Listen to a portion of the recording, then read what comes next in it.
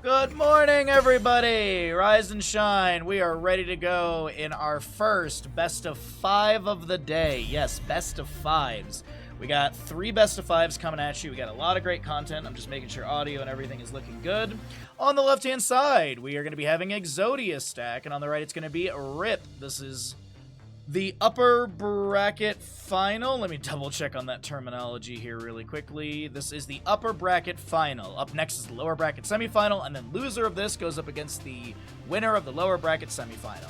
And of course, the winner of this one qualifies for the playoffs, which is going to be happening on May 24th, 25th, and 31st. You had shawarma yesterday? Ooh, that sounds delicious. Mostly the same, just 1 or 2 more, Advil. Since I take the Celebrex for my lower back, any sort of like slight hangover, headache, or anything like that's usually taken care from that. But either way, we are going to Garden of Terror for map number 1 if you're sitting at home being like, Bahamut, how did we get to Garden of Terror? The members of Exodia stack won the coin flip and opt for map pick priority, so they're going to go ahead and ban away Battlefield of Eternity and Inferno Shrines. Towers of Doom and Dragonshire will be banned away by RIP, and RIP, of course, will have first pick priority because of the map choice of Garden of Terror for Exodia stack. Sergeant Hammer, Johanna, and Chromie all banned away. What are we going to get rid of here as well? Sven has a pretty decent Hogger, honestly. Garden of Terror is not too bad for that, but looks like it's going to be Maev. I wouldn't be surprised if we get an early Hogger pick. That'd be really nice just out the gate. You have really good bounce potential through all the corridors. You've also got a objective delay as well with your easy throw dynamite, but they're gonna go out the gate and get a Lucio. Movement speed buff, mobility, same sort of thing. Like there's a lot of walls in terrain for Lucio to get value off of, so not too surprised by it. It's really anyone's. It's what's the big flavor you want to start with here. And speaking of flavor, we're gonna see what the members of Exodia stack want to do. Do they want to pull out a Vikings? Do they want to pull out a Vikings for Garden of Terror? There's the Hogger we were talking about. I forget who it was yesterday, but somebody did pull out Vikings in the 1-2 pick. We're going to get a Hogger, a Raynor. More Raynor supremacy. Raynor is just continuing to be the popular pick with no changes to him. He has changes, I believe, in the PTR, right? Am I remembering that right? I don't remember. I feel like he does have changes on the PTR, but I can't recall them at all. With the Lucio, Garrosh is not a bad idea. You have that movement speed buff to let him run in there. Logical. Ready for action. Abathur. Are we gonna get a Samuro? Sven does play a really good Samuro from if memory serves right, Sven does play a really good Samuro. Let's get a Twitch prediction going for all of you as well, for those that are up and awake for the games today. Thank you also for being here. It's Exodia stack, and we have RIP on the right. We'll throw 10 minutes on that bad boy. There you go. Gonna get rid of the Genji. Okay. I feel like they would Samuro this completely. So we'll see if they go into it. But either way, ban wise, I was gonna say it's gonna be a healer, but no, I think it's actually we got our Vikings gonna be removed. Okay. Pazuab's getting a target ban. Cho'Gall. What, for the side of RIP? Nah, they don't have the concoction's not there. Though Abathur Cho'Gall with volatile mutation, as well as evolutionary link at level 20, is so good. There is always hope. There's the Garrosh.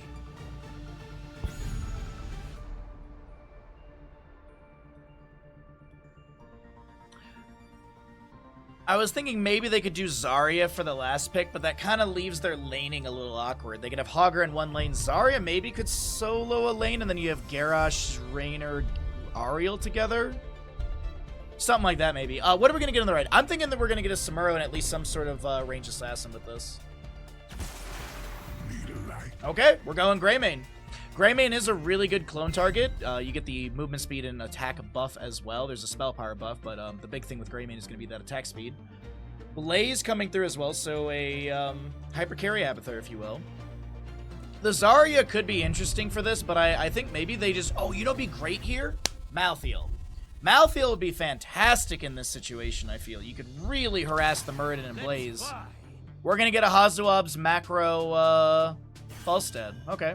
Oh, I believe you need to have an apostrophe, forget what. I think it's Cho apostrophe Gall to get the trigger that you're looking for. But either way, I do like the Falstead at the end here. Gives you, like, we all know that Hazuabs can basically macro super well with a Falstead, so if he's not in a team fight, he's literally just going to be pushing a lane. Abathur might have a struggle with that. We're going to see. Let's load into map number 1. The gamble's going.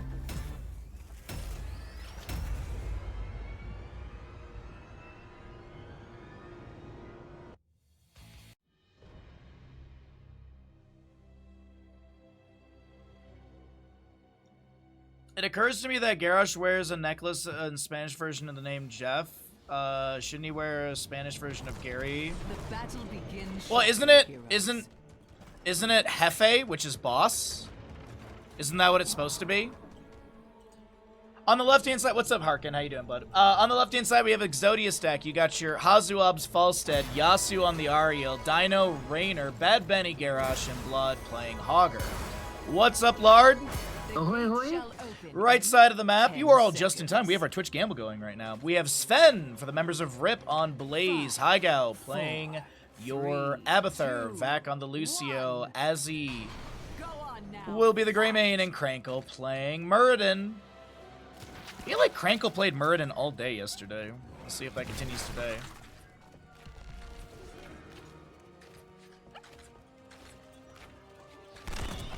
Oh no, like I thought his necklace actually said Jefe. Does it actually say Jeff on it? And that's just my bad seeing it wrong. Staggering blow out the gate right there on Hogger, trying to push people back as we do have a little bit of displacement from Garrosh, I believe, onto Sven. Falstead already into the top lane. We got Hygao the Abathur pushing up against the Bird Boy Swiftwing. This Blaze is going to come up here as well. Greymane heading to bottom lane.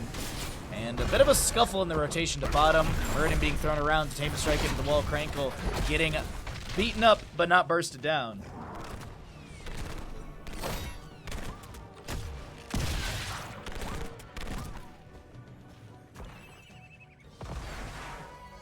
Okay. Well, Lard's literally in chat, so Lard can literally educate us on the actual... Lard of all people in chat would know. Alright, camp on the bottom left to be grabbed. Blaze to do top right. Falstead still just floating around. Letting Abathur wave push up a little bit here. Searching a little bit for Abathur, but yeah, I don't think Hygao's going to be stepping out right there at all. Greymane gets the Abathur hat. Nope, Blaze does actually. It's going to be Greymane working on the camp just below. Lucio Muradin to grab the Siege Giant for bottom, and it's just a camp rush at the 1 minute 40 mark, or at the 1 minute mark realistically. Taming Strike attempts to knock Krankle into the side gate here. A little penetrating round from Muradin does the same. Abathur did deep tunnel into bottom lane. Nice to tame and strike into the wall into Krankle. That picks up the first stack on repeated offense for Ariel. As our Abathur backs away to the right-hand side. Looking at Hogger in the mid lane. Just going back and forth with Greymane. They're just trading blows a little here and there. Looks like Falstead did get forced back quite heavily by Sven on this Blaze. And I'm assuming it's because that Abathur hat is applied. As they're trying to play safe here. Hogger gets a beautiful bounce in. No staggering blow stun. But this will help Hazuab to clean up the top lane. But, man, Rip is putting pressure into Exodia stack really early on in this map number 1, Garden of Terror. First best of 5 of the day. The belt says Jefe, which translates to chief, but more often than not means boss. Oh, okay. Today I learned. I always thought Jefe meant boss.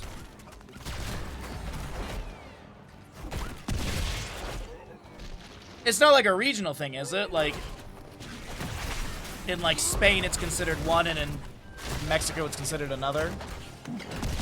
Because you do get some dialect differences like that, I think, right? Hazuab just clears out top lane. He should have flight up and available. We're just going to check really quickly. He's got flight up in 8 seconds. Objective phase is here.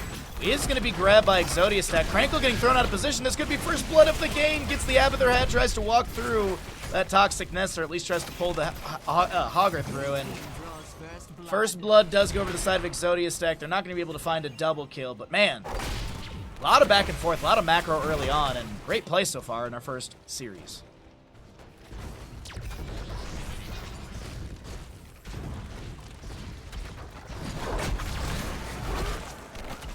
Sevens on both sides. Falstad's actually going to go... We didn't talk about talents, I apologize. I was so focused on the macro here at the start of the game. We have full auto build for our Falstad. We've got pretty much the same build we've been seeing Dino go into yesterday. Ace in the hole, level 1, Behemoth armor, and then you've got the unstable compound at level 7. Murden, same stand. Ooh, that's a really good combo from Bad Benny, just chilling in the bush. Yasu on the other side to Tame and Strike. And a 1-2 punch onto Lucio, just for funsies. Let's take a quick look. 1,541 damage in 1.5 seconds. Not... That's terrifying. We got Wizen Duelist also for the Grey main. Abathur, pretty standard build as well. Groundbreaker from Garage picks up his 10 stack on the Warbringer of 15. And we've only had one Garden Terrace seed collected so far. Second one is up and available. And we're getting into our 10 talent tiers. So we'll cycle through those other numbers if you're curious. Oh, and repeated defense 4F6 if you're curious.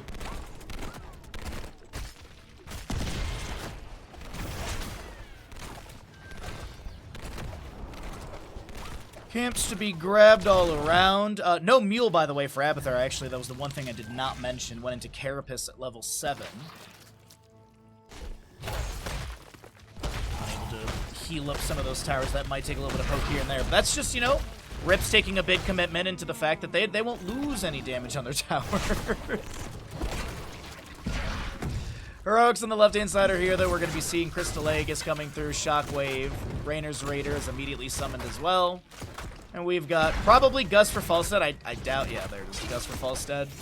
And Warlord's Challenge on your Garrosh.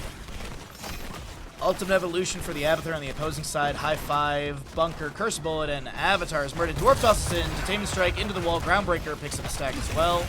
Blaze goes in for a Jet Propulsion, but the penetrating round from Raynor denies the collision. And both teams kind of just deny each other the engagement. Hogger tries to get a staggering blow off the Loot Horde. Won't be able to connect that. Little penetrating round once again. Sven misses the Jet Propulsion collision. Groundbreaker from Garrosh. Containing strike into the wall. Finishes out. Repeated defense. The Warlord challenge as the Avatar gets activated. And Muradin will still be taken down. Falstad flying in, looking for the Gust as they try to disengage. Denies the Jet Propulsion of Blaze. He jumps in the bunker, gets hit up against the wall. Exodia stack. They're going to go ahead and find a triple kill as Greymane considers, do I go in 1v5 or do I back away? And I think they're going to back away at this time.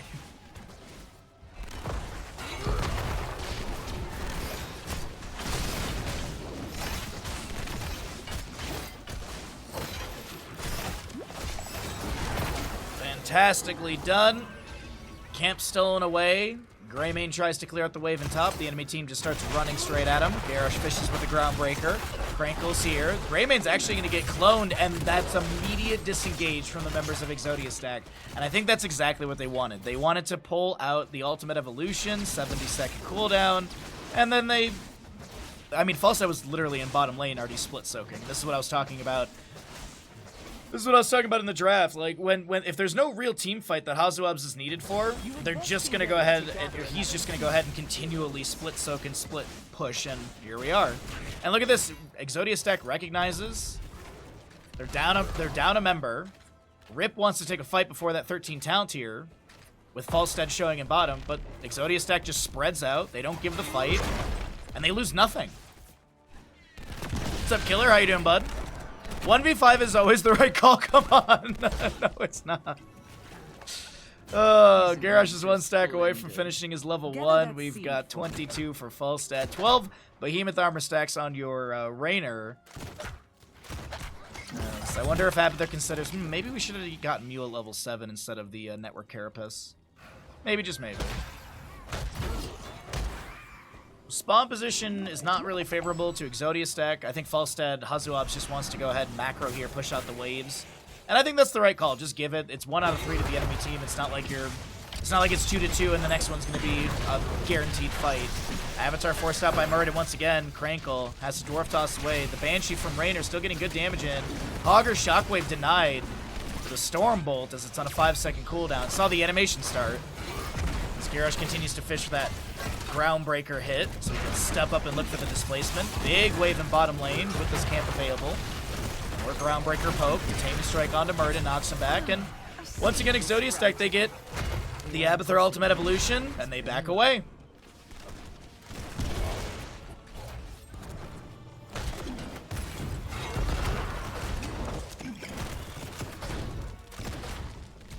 Hogger grabs camp on the top left, or I guess for the mid lane, Siege Giants. Bottom lane, Siege Giants cleared away by Dino Yasu. Garrosh is going to anchor for blood so that the enemy team can't invade this camp. And it's just the macro and the micro is just so well from Exodia stack. They're really firing on all points today. 5-0 in kills. No major structures lost. Some gates down here and there on both sides. And once again, Falstad, guess what he's doing? He's just pushing bottom lane. Doesn't seem any of the enemy, though, so you can see Hazuabs is playing safer in the back of the lane. I think Murden showed in mid for a second or two, but yeah, a lot of them disappeared and are going for camps. The allies are working on objectives, so Hazu's... Oh, well, no, he'll step up a little bit here. Garden Terror phase is available. Hammering does go out. Secret Weapon auto attack build is the combo. 1, 4, and 7. Yep, their head is going to be off of Sven. Hazu just trying to play this really safe. Let's jump back out into mid lane. Garden Terror pushing up a little bit here. Hogger in top lane. Pushing unabated from anyone. Blaze goes in for the jet propulsion. Falstad has the barrel roll. I think Sven's trying to force out that gust and will be able to get it from Hazuabs with 190 HP at the end.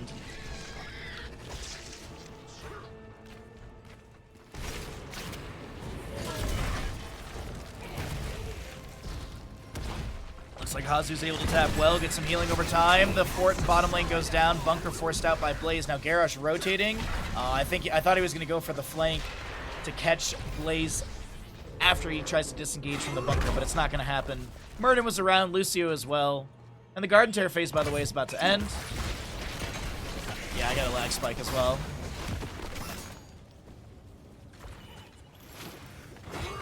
Small lag spike there, I felt it.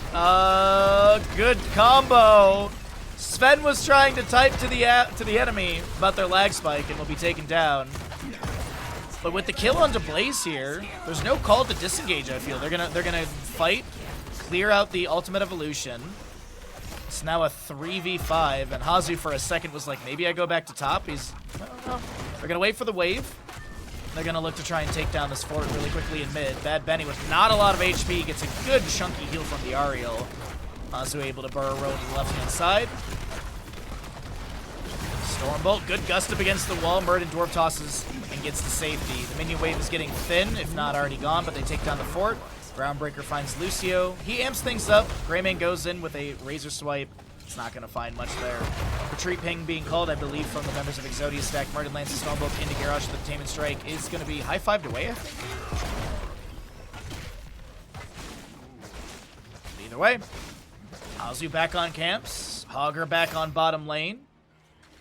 Banshee doing a bit of scouting ahead for Dino, Bad Benny, and Yasu. Crank will be noticed here. Groundbreaker doesn't get the read. Tosses Murden over the wall to Taming Strike to push it back. The Avatar was activated. And will they go for this? Falstad's floating on in. Gust up in 16 seconds. Nah, he's just literally clearing mid lane wave. Okay, they give the camp. They clear it out before it even gets value. It will give experience, so there's that at least. 9 stacks, by the way, for the Ariels. Hazu in top lane is able to avoid the Stormbolt, but that gust is going to be held and not utilized. Good rotation from Rip. Gets the gank. Groundbreaker finds 2. Dino getting a few more autos in. Still building up that behemoth armor. 28 stacks. We'll check that total stackage in a moment here. It's 424 extra HP. That does include the 200 you get from grabbing the talent.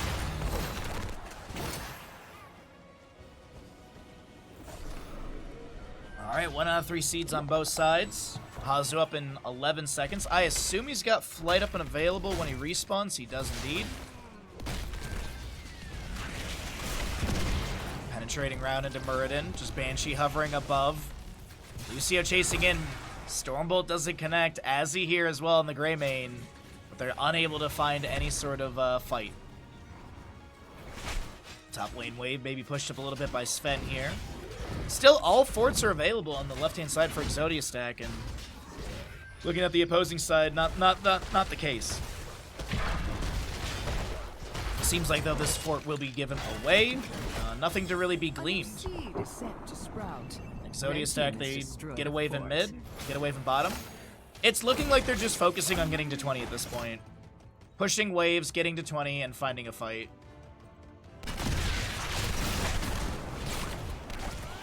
12 stacks for the Ariel. She's getting pretty high up on the extra Reservoir of Hope stackage. Currently sitting at a 715 extra, so the total right now is 1,717. It's pretty chunky right there. And keep in mind, does have that Searing Light level 1 for the 30% of the energy consumed is is damage to enemy heroes.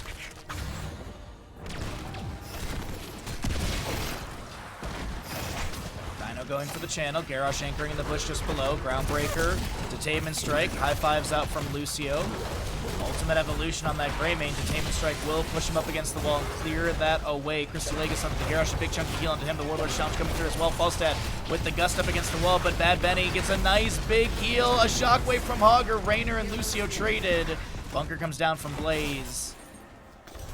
And I think that's really all they managed to get here, but the issue right now is it's still 4v3.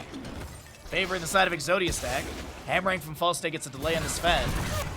He tries to heal up a little bit. Falstad trying to get some revenge for earlier, but he won't be able to. So Hazu gets the channel. Waves are still managed decently by Abathur, and 20 talent tiers on the horizon for both, but slightly faster for Exodia stack. I'm assuming Wind Tunnel, Shield of Hope. We got the Titanic Might as well. Hogger maybe Power Spike. Could see no control, but Power Spike's been the jam lately. I'd love to see Duskwing for Raynor. It's minus armor. It's not like minus physical armor, and the rate at which you can debuff a character with that Duskwing it's so quick. So I really hope they consider it. Yes, absolutely, Duskwing. Increase the health and leash range of Raynor's Raider by 100%. Its basic attack lowers enemy hero armor by 3 for 1 second, stacking up to 30. It is quick. Let's see. Do we have Duskwing stats? Does it show us? Attacks per second 2.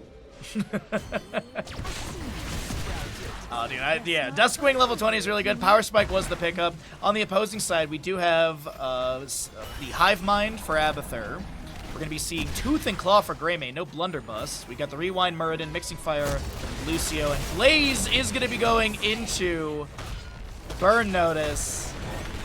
Garrosh somehow caught out a mid. My apologies, I missed that right there. Wind Tunnel from the Falstad, creating space for the allies. It's a...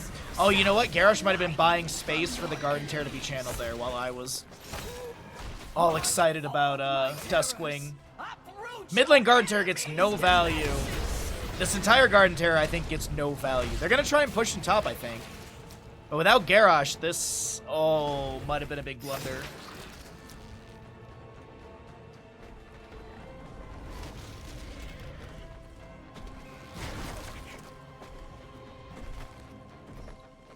They're trying to get something set up here. Muradin Dwarf tosses in. Duskwing is going to be taken down. Oh. Oh. Wow, it actually makes it out. No, it doesn't. Dang it. All right, well. They get Duskwing. 40-second cooldown, I guess. There's that. Power Spike through the bush onto Muradin. High five from Lucio denies the Detainment Strike follow-up. A Curse Bullet from Greymane, I believe, found Hazuops, chunking him quite heavily. He'll get the Abathur. He'll get the crowd from Ariel. Abathur had jumping to multiple targets on the right side, also getting that network carapace value. And the Garden Tear phase, it pushed up some waves, and that's really about it. That's a little awkward.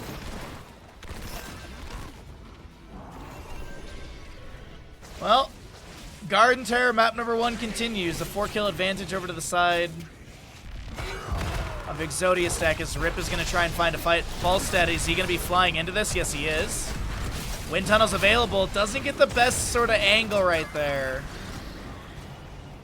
And Bad Benny is able to back away with about 50% HP. What's up, Skullfy? Good to see you today, bud.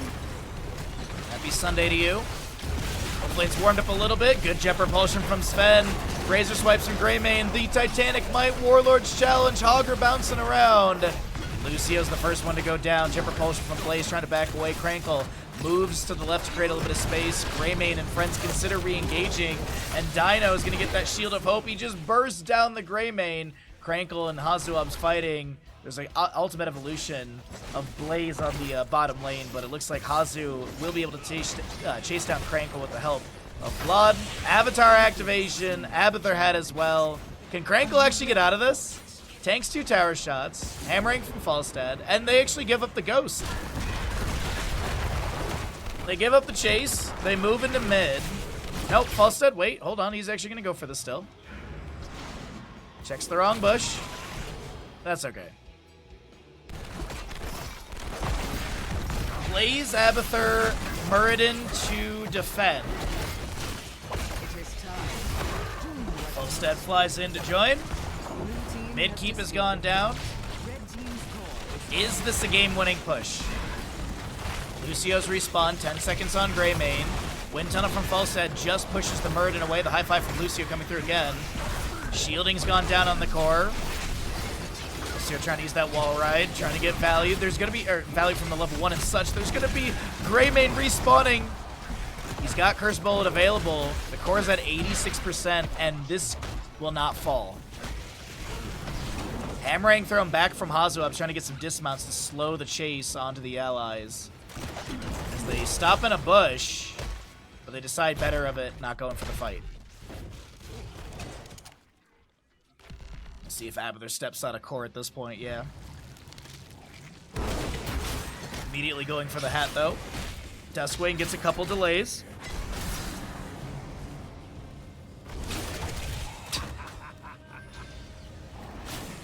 Left side cam's being grabbed, right side as well. So I was just laughing at the dive onto Duskwing immediately. They just really want to take down the Banshee right there, and we'll be able to clear it away. 45-second cooldown. Groundbreaker, nice high five from Lucio. Muradin going to be thrown in. Warlord's Challenge. The Wind Tunnel up against the wall might be the Wind Tunnel that wins this game right here. Beautiful play from Hazuabs. He gets the angle he was hoping for. They ignore Lucio, and they're heading straight to core. Beautiful Wind Tunnel. The angle that you just...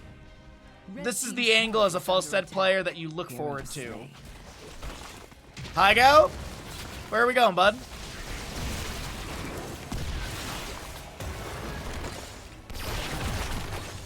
The members of Exodia Stack find victory here in map number 1 after the perfect Wind Tunnel into the corner from Hazuabs. Nicely done. GG, well played. Map number 1 in this best of 5 goes their way.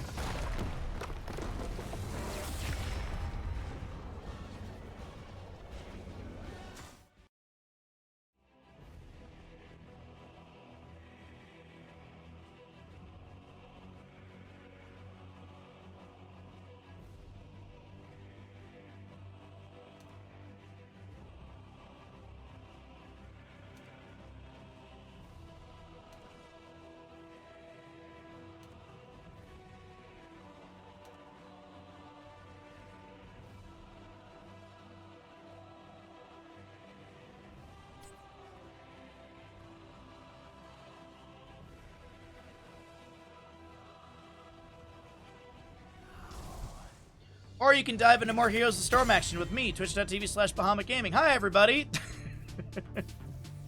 Welcome back, everybody. We are here in our map number 2, in our first best of 5 of the day. On the left-hand side, it's Exodia Stack. On the right, it's going to be the members of RIP. I got to figure out where the shadow for this is coming from, and I got to fix that on off stream. But either way, Sky Temple map number 2. This is going to be the map choice of... Excuse me, it's going to be... RIP opting for first pick priority is the losing side, and this will be Exodia Stack choosing to take us to Sky Temple. Map number 2, Sylvanas going to be banned out the gate. A lot of macro on this map. I mean, I mean, there's a balance between macro and micro for sure, just like any map realistically. But there's a tipping point,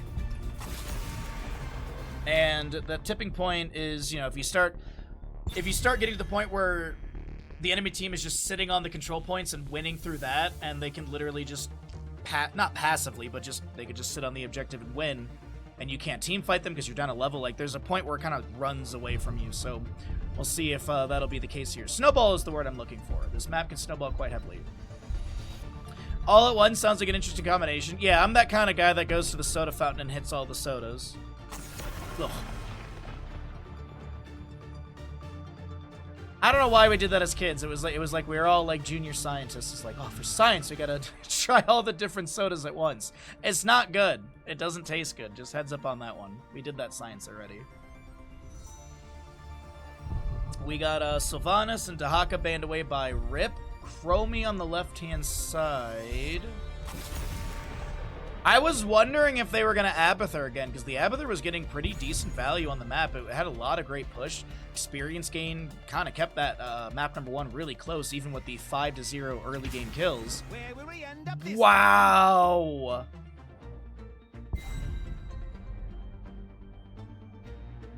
I was not expecting a first pick Vikings. Realistically, does Exodia stack just take Viking killers? Like, do you just consider going like Zeratul at a point? Do you consider going like Tracer? Do you consider... you could go Falstad again as well. The meme is you can go Butcher, but I don't think they're going to Butcher this. I think Exodia stack, they want to take a quick and clean 3-0. They want to confirm their placement in the playoffs, and they want to be done playing game state. Because if you lose this series, I mean, obviously it's a best of 5, so it's not a big deal if you lose the map, but... if you lose the series, you still drop down to the lower bracket, and you have one more chance later today in our 3rd best of 5. Viking first pick, though, is just, it's a surprising one.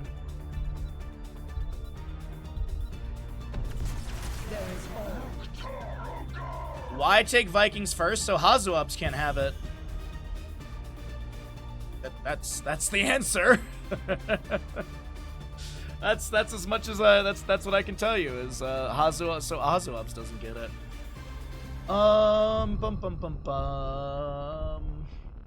Ariel, gosh, there's so much up and available. I think you just get rid of stuff that you don't want to deal with, like Junkrat could be annoying if you're not going to go for it. Hanzo, Genji are good bans as well. They're going to get rid of the Vala. Good synergy with Ariel, though. I mean, sustained damage dealer. So I wonder if they're going to take Raynor again? Well, I guess Vala's probably better than Raynor for just sustain on the Reservoir of Hope, sorry. Or not Reservoir of Hope, her Hope Generation. Shogal incoming. Where? What's up, Empress?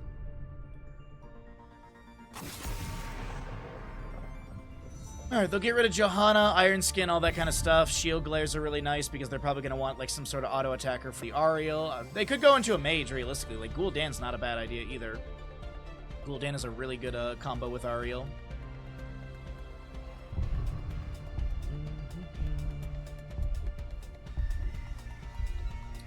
I don't, like, it's, what do they want to do here? Are they just going to play standard? Nope. Ready to roll out. Okay, so while the Vikings try and... okay. I think the 3rd pick is going to be another Bruiser type character. And I think they're going to 1-1-3 on the side of Exodia stack because bottom lane is 2 Siege Giants plus boss. You have a Nubrak and Lucio for a lot of control. For anyone that tries to step up into the hammer, you also have the barrier. The Orphea pickup's really nice to poke at Sergeant Hammer. I was kind of thinking we might get a Zagara, but I guess they want the Orphea. I like the Zagara into Hammer just to be able to drop a lot of summonables on her and just constantly harass. But I'd like this to be like a Thrall or something bruisery, and then they just 1-1-3. Granted, the bottom lane is a little scary that Garrosh just runs at you. Zarya barrier, speed barrier. Oof. This is a scary one, I'm not gonna lie. Sonya. Let's fly. Falstad works. Struggling to still wake up. Same. What's up, Ninja?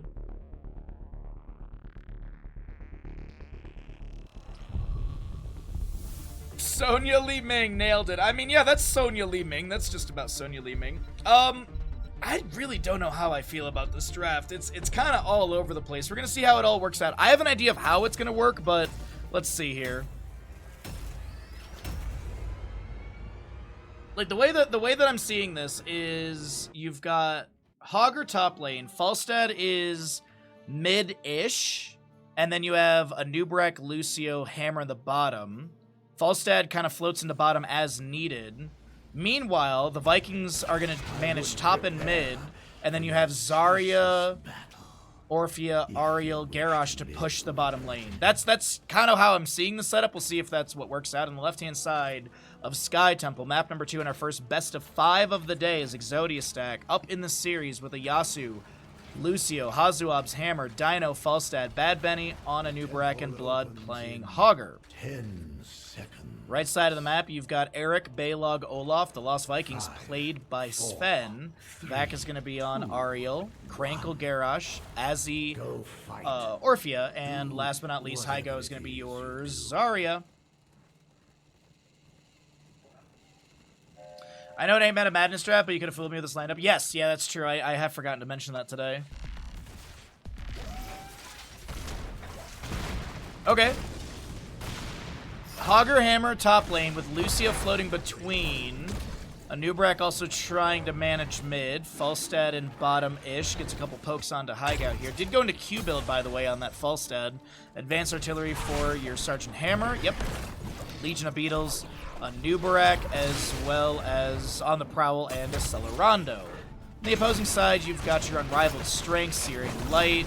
This is going to be your Ancestral Strength for Orpheus, the auto attack direction. You've also got the Baylog, excuse me, Olaf the Stout. And Zarya is going to go for Ally Barrier. I forget which one it is. Together We Are Strong. And here's that bottom lane push I was talking about. Here is the Vikings top mid, bottom lane being just speed ran currently.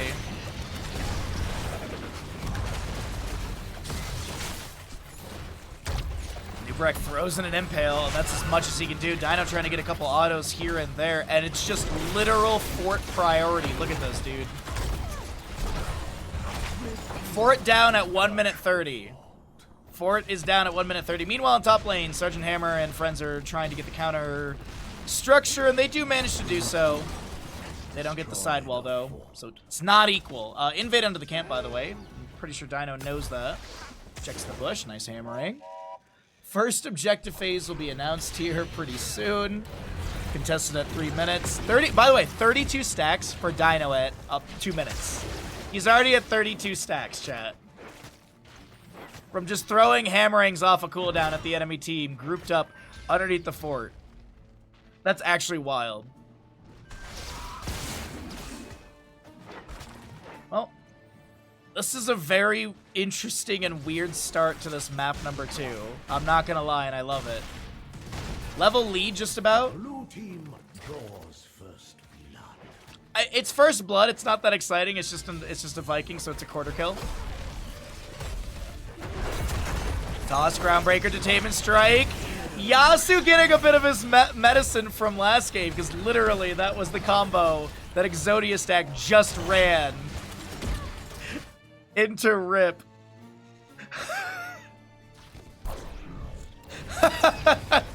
Sorry. I don't know why that's so funny, but literally. How's it feel, Yasuo? Anyways.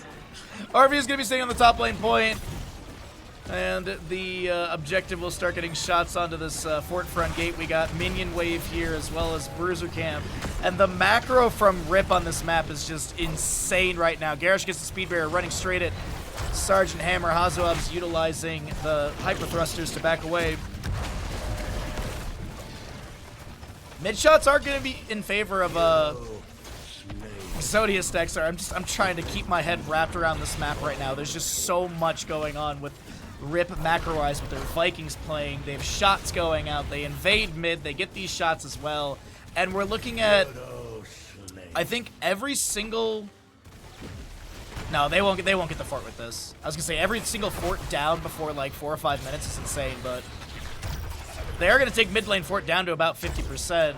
And I think they're going to angle the siege into here as well. They've got a couple members moving in. Nubrek flanking right now. Detainment strike from Ariel onto Bad Benny. We've got Lucio getting a little bit low. Yasu gets the push off to safety. Garrosh will be the one going down in this engagement, as another Viking will be lost.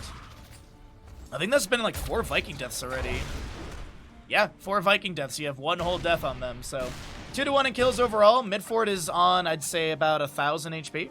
277. I'll get it one day.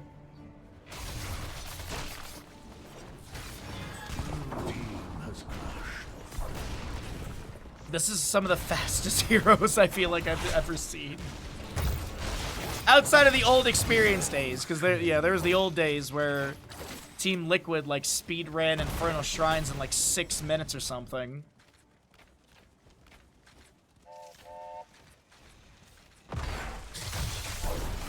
Impale is gonna find Garrosh. He's gonna look for the Groundbreaker. Gets the toss. Bad Benny trying to burrow charge to the side. Yasu's there for the assistance as Haiga's gonna be thrown in. The particle grenade gets the hit needed.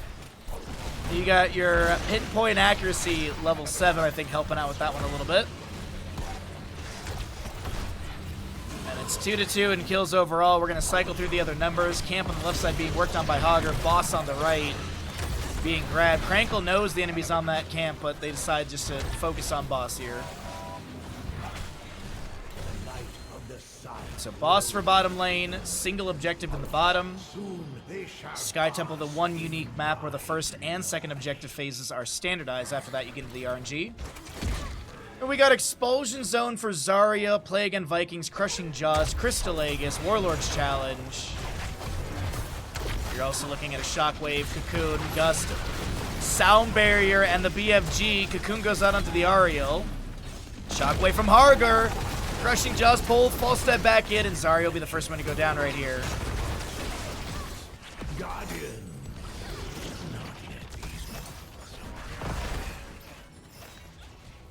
Bottom shots. Viking getting the channel on that. Since there's opposing players on this, it just cancels out. There's going to be a Warlord challenge from Garrosh, and Lucio goes down. Falstad flies in. Dino trying to step up.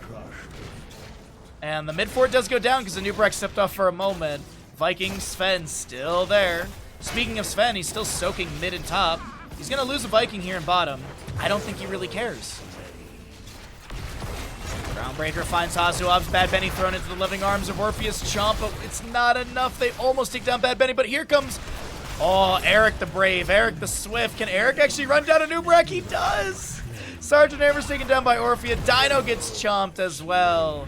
And it's going to be a triple kill for the members of RIP, and they get these last temple shots in the bottom lane. Keep front gate. Krankle stepping up. The rest of the team looking to do the same. Can they take down a Keep sub 8 minutes?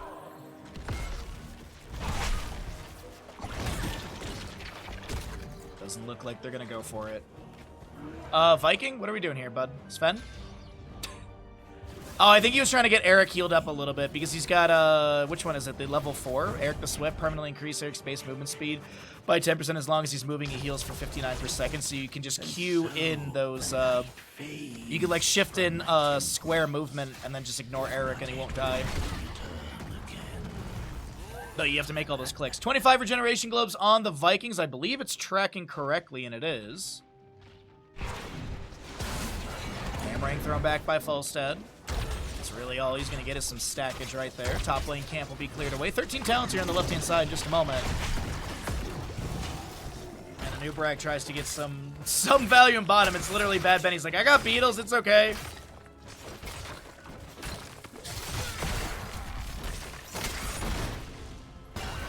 Oh, Sven gonna lose an Eric right there. Groundbreaker onto Hammer. Assist pings for somebody. I'm not 100% sure who's calling for those. The Nubrek burrows into Team Strike onto him. Shockwave from Hogger misses. We've got an Expulsion Zone from Zarya to create space for Krankle. And friends to back away. The Cocoon hits Garrosh. Falstad flying somewhere. Gust the enemy. Garrosh taken down. Good single target deletion. And some experience coming through as Lucio Yasu almost goes down to the Orphea.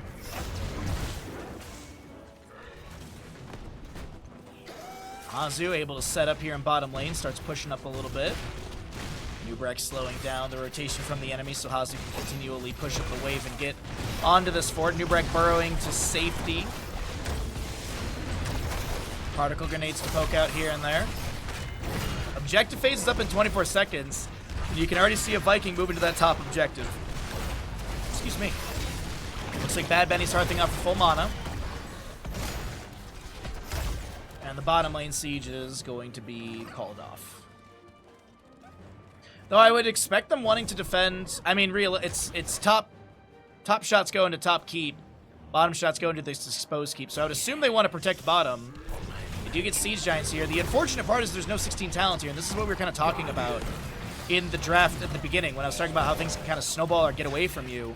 The enemy team has 16 talent here. You don't want to fight into them without that talent here. It's an objective phase, but you can't passively sit around and let these shots go out. So Viking or 2 is going to go down here and there, but it's not going to be enough to quickly get to that 16 talent here. And now we have our red team rotating up towards top.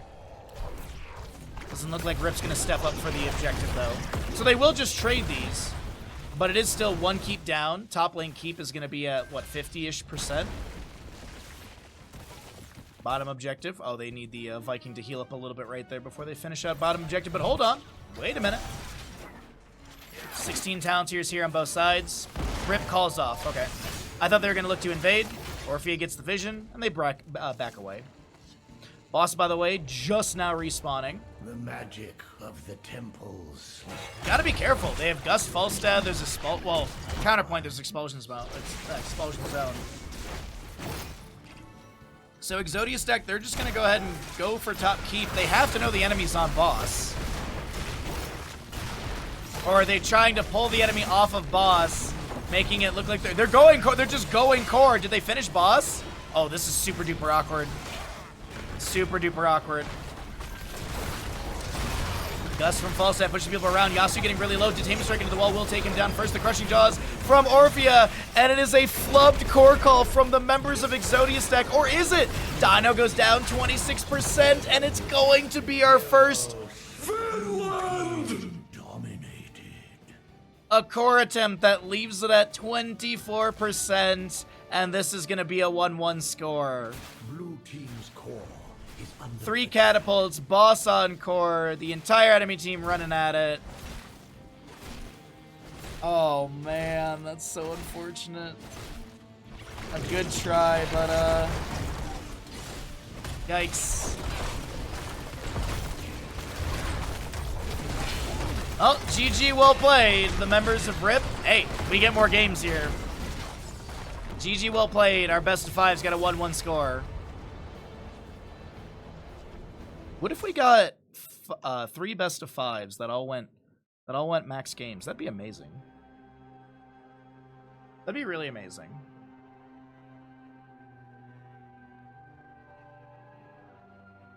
Is it really weird all in? I think it was a gamble. I think it was a gamble, as I was saying. Exodia stack knew the enemy was on boss, and instead of contesting it, they said maybe we can just go for their keep and go core because they'll be committed to the boss. They'll have to either leash the boss, give it up, and then come fight us, or finish it out and then be late. I think it was a risky gamble. It did not pay out, but I saw what they were going for. I understood the attempt. Yeah. I also feel like things with Exodia stack were slipping away, and they had to do something. I wouldn't say desperate, but they had to go for something. I think that game was still slipping away from them. Either way, I think they had to go for something risky. Big payout to RIP believers, though.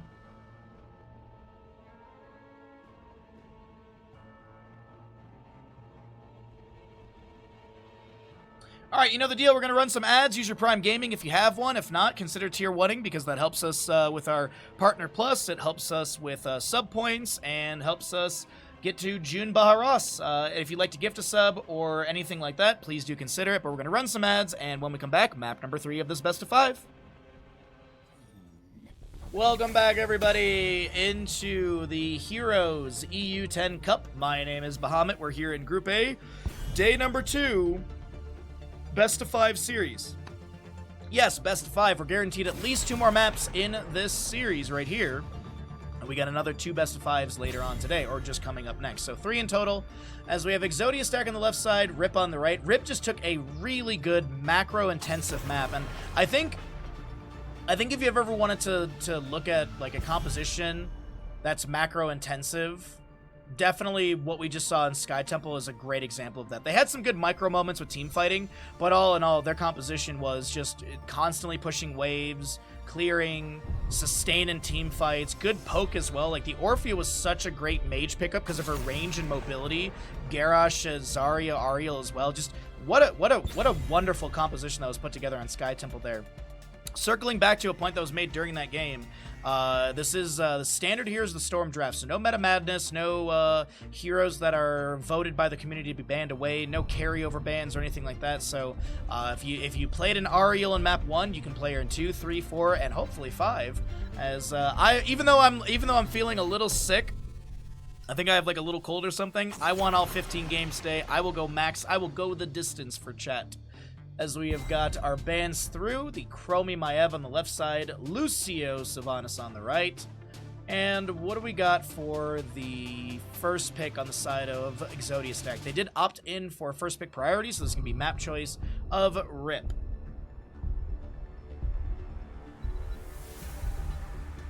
We did. I'm glad you guys had fun. Yeah. The crusade calls. I'm still working through a few things with mine, because like it doesn't really work like D&D, so I've got to kind of figure a couple things out with Monster of the Week, because it's not like roll level 5 character, go! Like they have like a system that's slightly different, so I've got to plan a little bit more, and I've been piecemealing it together. I think I'm like 2/3 done. I just got to figure out a bit more. Johanna will be your first pick on the left-hand side, though, for Tomb. Good double soak rotation, grouping up units, as well as, you know, just quickly clear it with some sort of mage burst, like a Gul'dan, Jaina, Kael'thas. On the right side, though, we're going to kick things off with a Blaze Junkrats. Okay. Junkrat poke is really good. Steel Trap, Concussion Mines are fantastic in the double soak locations, so you can either displace or just get vision.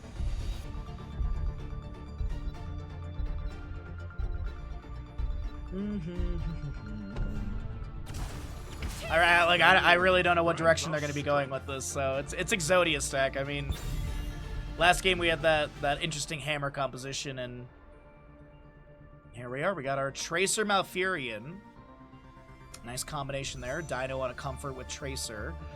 I'd love to see him. Like, I'd love to see just a really simple standard draft from Exodia stack. Like, grab like a Rexxar or a Leoric for the solo lane. The reason I bring up Rexxar is just because it's a flavor for like Hazuabs. And then they could even go Hogger, but I'd like some sort of like standard solo laner Hogger. Leoric, Rexxar would be really good, and then pick up a mage, Gul'dan, Jaina. Like with Malfurion, I would love to see the Gul'dan, but maybe I'm biased. Maybe I'm Ghoul biased. No, I thought I had something there. 2 picks on the right side coming up as well. They have a Blaze Junkrat. Still need to maintain Healer and a little bit more damage. They could just have solo Junkrat, but I wonder if they're going to consider a Genji to try and jump out here and there and get some deflect value into Tracer.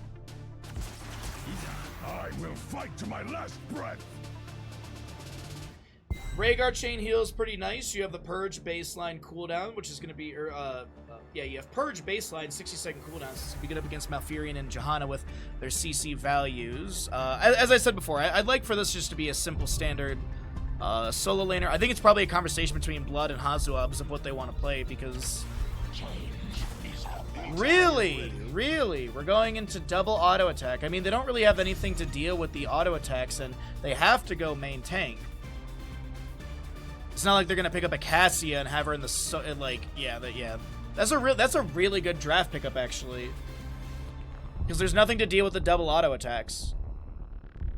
I guess you could go, they could grab ETC. Block party stacks were getting eaten really quickly, but at least it'd be some sort of physical damage mitigation. Our world is May. fighting for. May does have Snowblind baseline, so there's that as well. Completely forget that she exists in the game, always.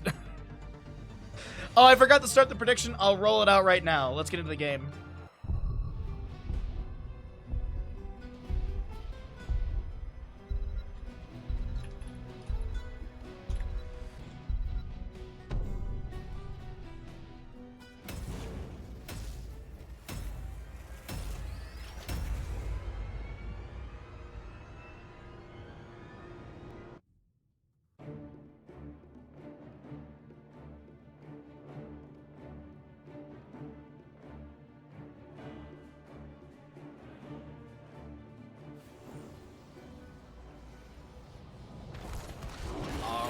right, jumping over to the right side of the map, we've got Rip on Tomb of the Spider Queen, map number 3. Sven playing Blaze, back on Rhaegar. Azzy is your Junkrat. You got a Crankle May, and Hygal will be playing Genji.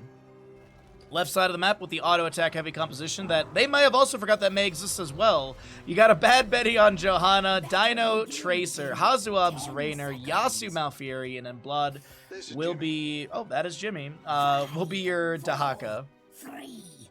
Not surprising with the heavy pack level 1. Increase the duration of Snowblind slow by 1.5 seconds each time Blizzard damages an enemy here. Reduce the cooldown of Snowblind by 0.5 seconds and gain 3 mana. Ace in the Hole, Emerald Dreams, Tissue Regenerations, Dahaka lands the drag immediately. The root from Malfurion comes down. The Cryo Freeze from May does get activated as a counter play. Johanna is Laws of Hope. Bad Benny, why? A Laws of Hope Bad Benny, huh? Well, Bad Benny does it. It must mean it's meta, right? Parting Gift for Tracer. You've got Adrenaline Stim Pack for Blaze. Sorry. Feral Heart on your Rhaegar, as well as the extra on timers and the Agile Dismount on Genji. Drag lands from Dahaka.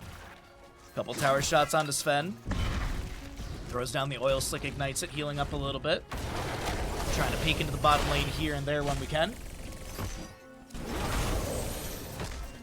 That was a massive payout last game, by the way, for Rip, as they start putting pressure on Dahaka. He fishes for a drag right at the end, thinking Genji might step up for more poke damage. Uh-oh, mid lane May is fine.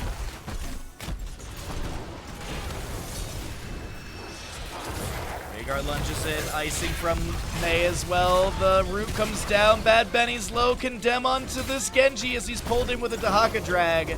And Hygal is not taken down. Neither is Bad Benny. 0-0 in kills as our double soak and such continues here.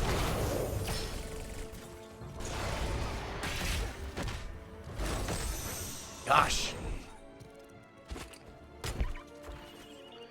All right, little concussion mine thrown out right there. Setting up in the double soak, I believe.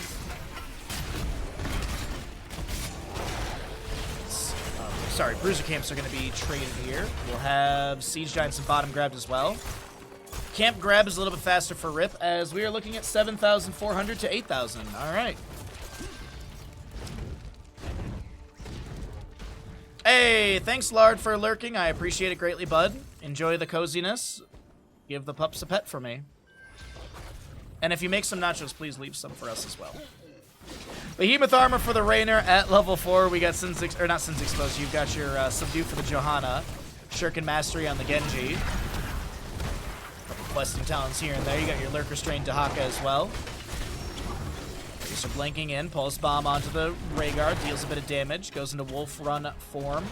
Or Ghost Wolf form. And lunges back in for a little bite on the butt. Siege Giant still pushing into bottom lane as Blaze is assisting in that. Dahaka just backs off for a second. Tower shots clear out that Siege Giant as they were pulled in by the Dahaka drag earlier on. Shattering Teeth are going to find just a minion in the wave. Missing from May, focusing onto Raynor. Hazuab's trying to step out of that Blizzard. Rhaegar lunges in again for another bite. It's a lot of back and forth, just trading little bits of damage here and there. No major or significant dives or bursts have been seen yet. Well, and as I say that, there's going to be a heck load of damage into Hazuab's. And first blood goes over to the side of Rip as the shield glare from Johanna might have just saved Dino. A good heal from Malfurion as well. A little burst onto the target right there. There's an available turn-in for both teams on Web Weavers, but I'm feeling like it's going to be Rip able to get this first. So Dahaka turning in. It actually might be Dahaka. Junkrat doesn't get... Oh, yeah, Sven is not fast enough, so it's actually going to be Blood. Dahaka is able to get that turn in right there. Drag onto Genji. Deflect activated as well. Dahaka kind of caught by that steel trap and the concussion mine. Malfurion eats that in mid lane. And the blue Web Weavers will descend over to the side of Exodia stack. 1 kill over to the right side of Rip. Level 7s are here on both sides. You do have the Purification for Rhaegar, by the way. Going to reduce that Purge cooldown to 45 seconds. Also gives you a couple other little things here and there. But the big thing to note, Dahaka did go into the Feeding Frenzy, so he's got drag cooldown reduction at 1.5 seconds currently. Mana Machine Coating as well for the Blaze. Really going to be good up against all these auto attackers. There's a cryo freeze. Pulse bomb onto the Mei as she's getting the icing out just fine.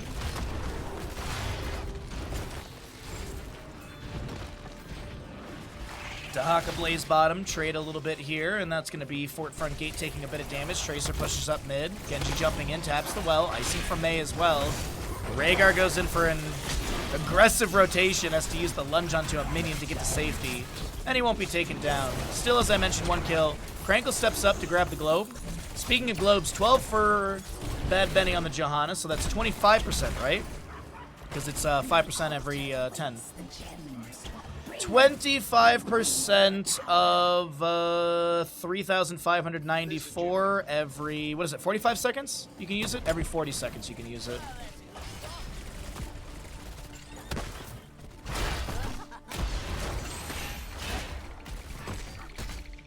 I guess Bad Benny, I mean, if you really think about it, Bad Benny doesn't technically need more, I don't know.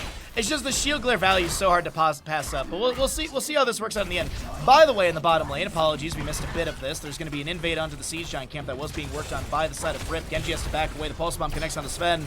On the Blaze, that's a lot of gems. Mei, can she go in for these? Lurker Strain, they're trying to deny it. Genji gets a bundle as he goes in with the agility, the cyber agility and the swift strike out. Oh, gosh. A few lost, but Genji does get, like, I think, like a bundle of 10 or so.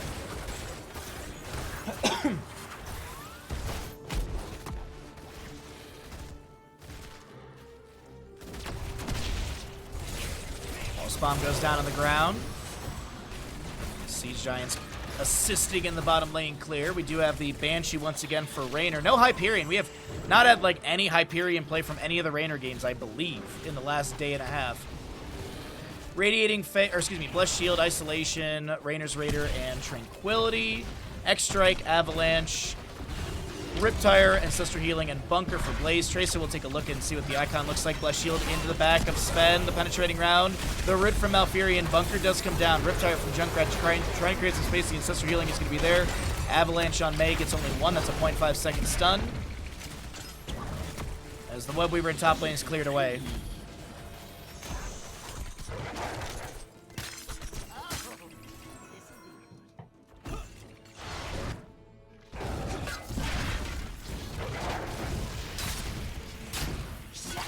Alrighty. A little bit of damage into the Mei. Concussion Mine goes out from Junkrat to try and delay out Dahaka in his turn-in, but won't be able to do so. And we do have blue Web Weavers available. Dino gets the turn-in here. Another 7 needed. Let's actually take a look and see. It's actually Bad Benny, I believe, who has it. Pulse Bomb, Sticky Bomb. That AoE is very prevalent for that. Genji gets hit with the Pulse Bomb. Immediately starts hearthing out on the right side. Krankle. Gonna get 1 delay on the Bad Benny, I assume.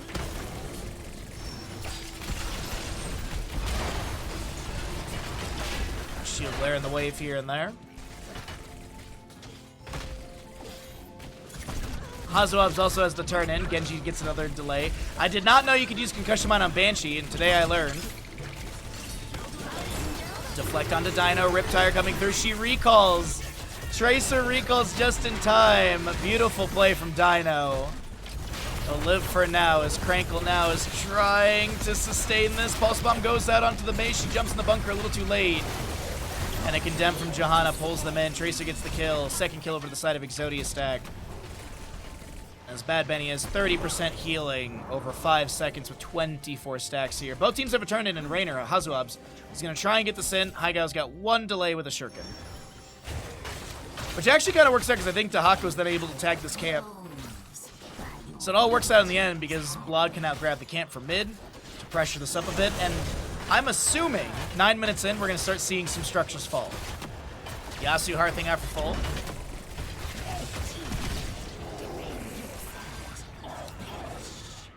And let's see what our blue Web Weavers do here. I believe this is the second one for the side of Exodia stack.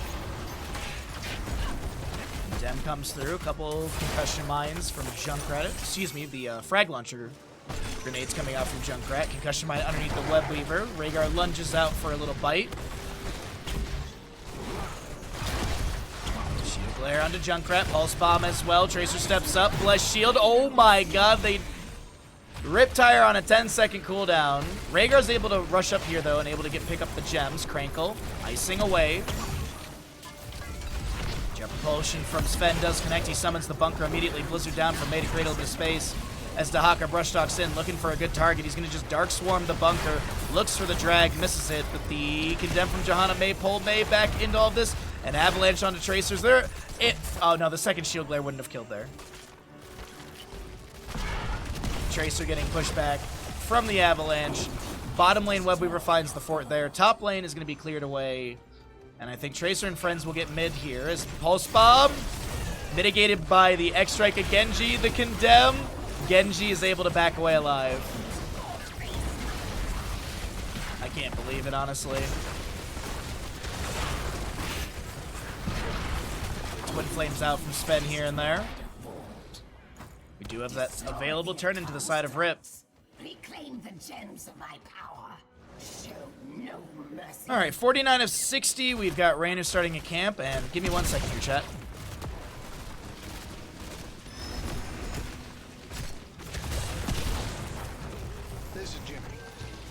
This is Jimmy. Sorry, got to blow my nose. Hopefully we got the mute button on that and it wasn't gross. Tracer starting boss, by the way. Dino doing solo boss things. Do you think they'll check this in time?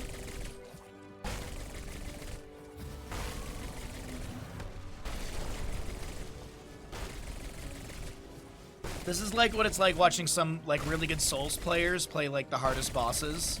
Hitless. It's literally this. Well, they're gonna know now that the enemy team got the red Webweavers turned in. This boss is still tagged, and a lot of enemies are up in top. The avalanche from May does not connect. The Blessed Shield from Johanna does, though. The Ancestor Healing into May will be in time. The boss will be grabbed by Dahaka, so that's gonna go over to the side of Exodia stack. Riptire from Junkrat interrupted as he's dragged by Blood. Isolation into the Junkrat as well as he tries to back away. The bunker comes down from Blaze. Webweavers are here, and now Exodia stack clears it away.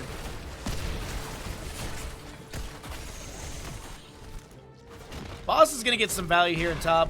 We'll take a look at that a little bit later. Webweavers are going to find minimal to no value at all. Do they have enough for back-to-back turn-ins, though? This is the big question. 30, 40... I think they're going to be shy by, like, 10 or so.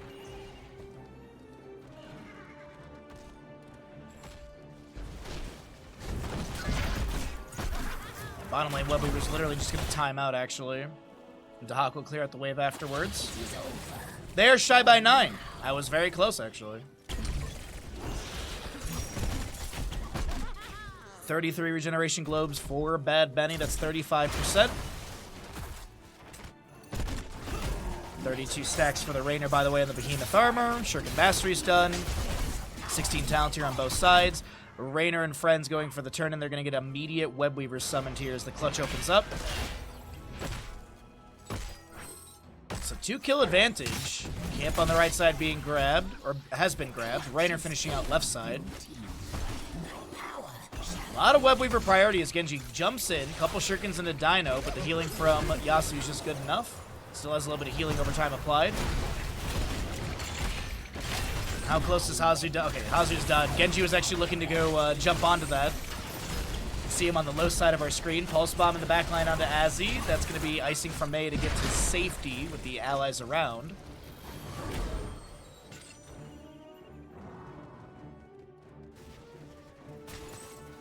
Hazu just grabbing experience for top. Level 20 is 2 levels away on the left side. 2.5 levels for the members of RIP. Steel Trap catches Banshee, and Sister Healing forced onto Crankle right there. Meanwhile, X-Strike from Genji over the wall. The Blessed Shield finds him. Good cleanse from Rhaegar, but no! Oh my god, I can't believe it. Somehow Genji's alive right there. I thought the Emerald Dream's already triggered, but not the case. Pulse Bomb into Rhaegar as Genji's going to hearth out for full. The Webweaver in bottom lane crashing onto the keep. It's looking pretty promising for the members of Exodia stack to find a singular structure off of bottom lane. Can they get more through mid? Icing from May. Avalanche consumes one. That's a half-second stun onto Hazuobs. He's not really too concerned about that.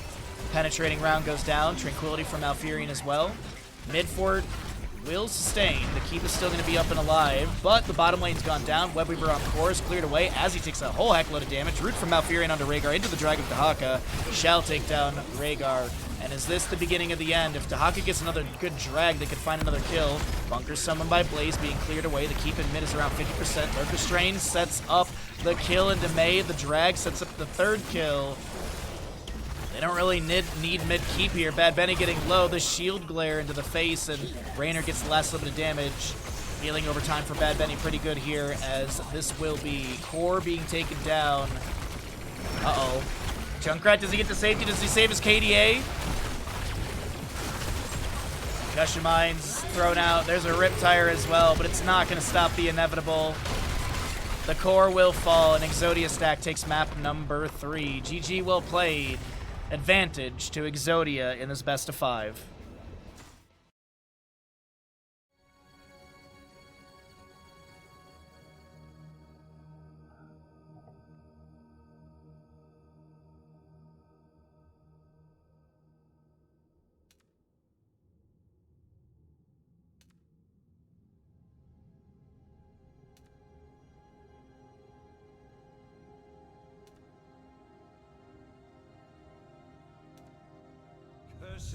Hollow.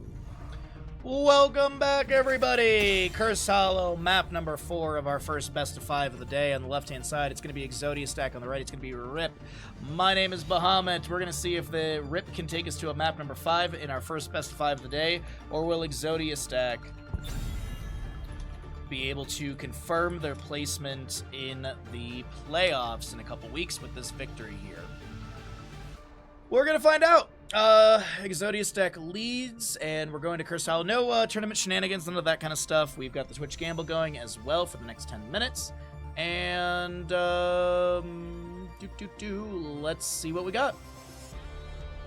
Ban-wise, so it's Cursed Hollow. We saw a lot of really good, like, macro play coming out from Rip earlier on today. So is there going to be a priority onto a Vikings ban, Abathur ban? Like, are we worried about that at all? This is the map choice of Exodia stack, as the losing side, Rip, did go for first pick priority. There's the Abathur ban. Is there any consideration to a Vikings ban as well? Does Sven go Samuro? I'd love to see a Samuro from Sven on this map. I think he's got such good play with that. Maybe I'm gassing up him more than I need to, but still, I've seen it in the past, and I've always enjoyed his Samuro. Sylvanas, Lucio, banned away on the right side. Is this going to be? It is. It is. It is. Abathur and Vikings both drawing bans. What's our first pick gonna be? Hanzo, Genji, Blaze, Dahaka, Bandit. You okay, bud? You can't pick Bandit in the game. Not yet, at least. Rip Slug Life. Hey, they had a really good map number 1, and I don't blame Exodia stack for saying, nope, that ain't happening. Dahaka first pick. Okay. So they're going to go ahead and grab one global. We have not seen Brightwing this entire series, which is kind of crazy, but I feel like this might be the map where we do see her. There might be a heavy emphasis on globals for both teams here. Maybe a consideration for Falstad, Brightwing, maybe even Stage Dive ETC. Crowd Surfer with ETC is actually pretty nice. It is getting nerfed slightly in our upcoming patch. I believe it's going to get it's going to go from like 7 to 6 seconds on the cooldown reduction for that. But it's going to be a Blaze Raynor. A lot of Raynor, a lot of Jimmy right click today. In our best of 5 series in 4 maps so far, we've had 3 Raynors. Yeah. So there's that. Not sure why Jimmy is so heavily prioritized, why Hanzo's gone down the drain. Maybe it's like flavor of the month? I don't know. There's the Brightwing, so it's double global for the side of Rip. Blaze Raynor doesn't really show much of their draft. Ariel could be a consideration here. She's there's a lot of Detainment Strike options. Actually, like, Blaze, Raynor, Ariel, Diablo would be fantastic, and then you could pick up like a Li Ming with it if you wanted. That's what I would actually like to see. That'd be really fantastic. Sergeant Hammer's an option as well. Gonna get rid of the Falstad, taking away the third global, as they are not going to prioritize it for Exodia stack. Yeah. Could also be a Nubrak as well. Nubrak wouldn't be too bad with like a Cocoon onto Brightwing or something like that. But the Diablo, like, hard initiation with Blaze to follow up, Aria with a Detainment Strike, Raynor just pew-pewing the whole time, Ace in the whole value probably getting triggered off of that. Johanna, are they going to lean into an auto-heavy comp? Wait. Oh, no. I mean, Bad Benny did just have a really, really good Johanna, but I feel like this is a Diablo game. I don't know why. The map seems to call out. It's just there's so many good corridors and so many good areas to find value. We got Garrosh being grabbed. A lot of priority into Garrosh today. Ana coming through as well. Okay. So, I mean, they don't have to go into a mage, but Nana boost onto a mage could be really good. Haka, Murid, and Brightwing. Hanzo Genji are up. They could just literally Hanzo Genji this. Hanzo's fantastic for this map. Even Hazuab said back in CCL days, literally the scatter on this map is like, how do you pass up simple geometry build on a double boss map like this?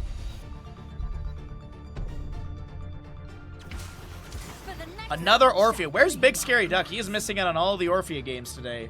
Orphea, Maiev, Murid, Brightwing, Dahaka. A lot of control. Decent burst on the side of Rip. They could take us to a map number 5. Last pick, though.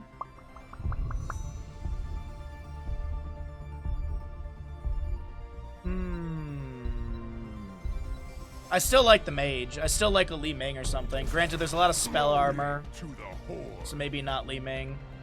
Thrall will be coming through, so they got like a 1-3-1 setup. You know, Blaze in top, Core 3 in mid, Thrall in bottom, or you know wherever, however else you want to like split it around. But Thrall could really beat up onto Dahaka. Blaze could have an easy time up against May, I think. And then I think Murid and Brightwing Orphea will be together. So this is going to be an interesting one. This is going to be a really interesting one. Let's get into it.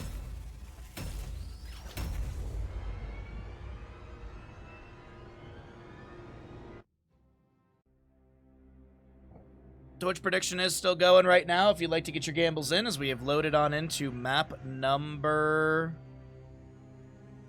It's not Mother's Day today. Why is my dad sending this to me? My dad just sent me like a hanging basket. I'm like, it's not Mother's Day today. Please, for the love of God, don't scare me. Exodia stack on the left-hand side. Mother's Day, by the way, is next Sunday, chat. Don't forget. Next week, Sunday, send your mom a card or something. Exodia stack is going to have Hazuabs on the Thrall, Bad Benny, Garrosh, Blood, Blaze, Yasu, Ana, Dino, Raynor. As we have right side of the map, the members of RIP trying to take us to a map number 5 in this best of 5 series. We've got a Vac on Brightwing, Crankle, Murid, Hygal, Maiev, as he's going to be on that Orphea, and you'll have a Sven Dahaka.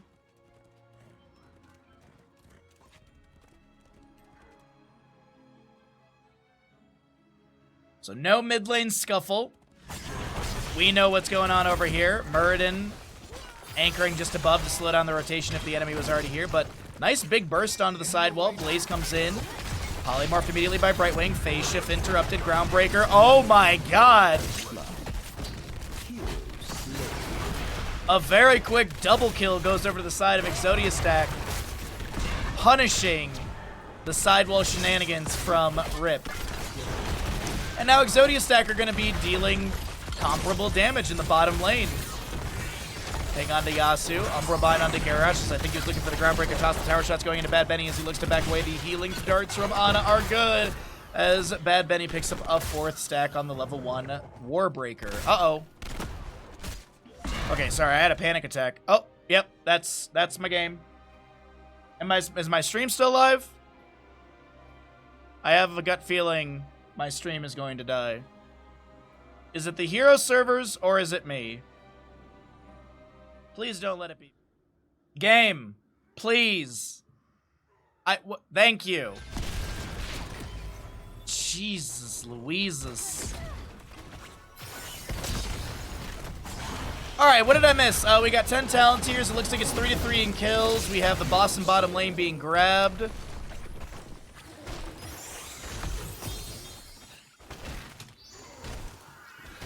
Can I literally not even type?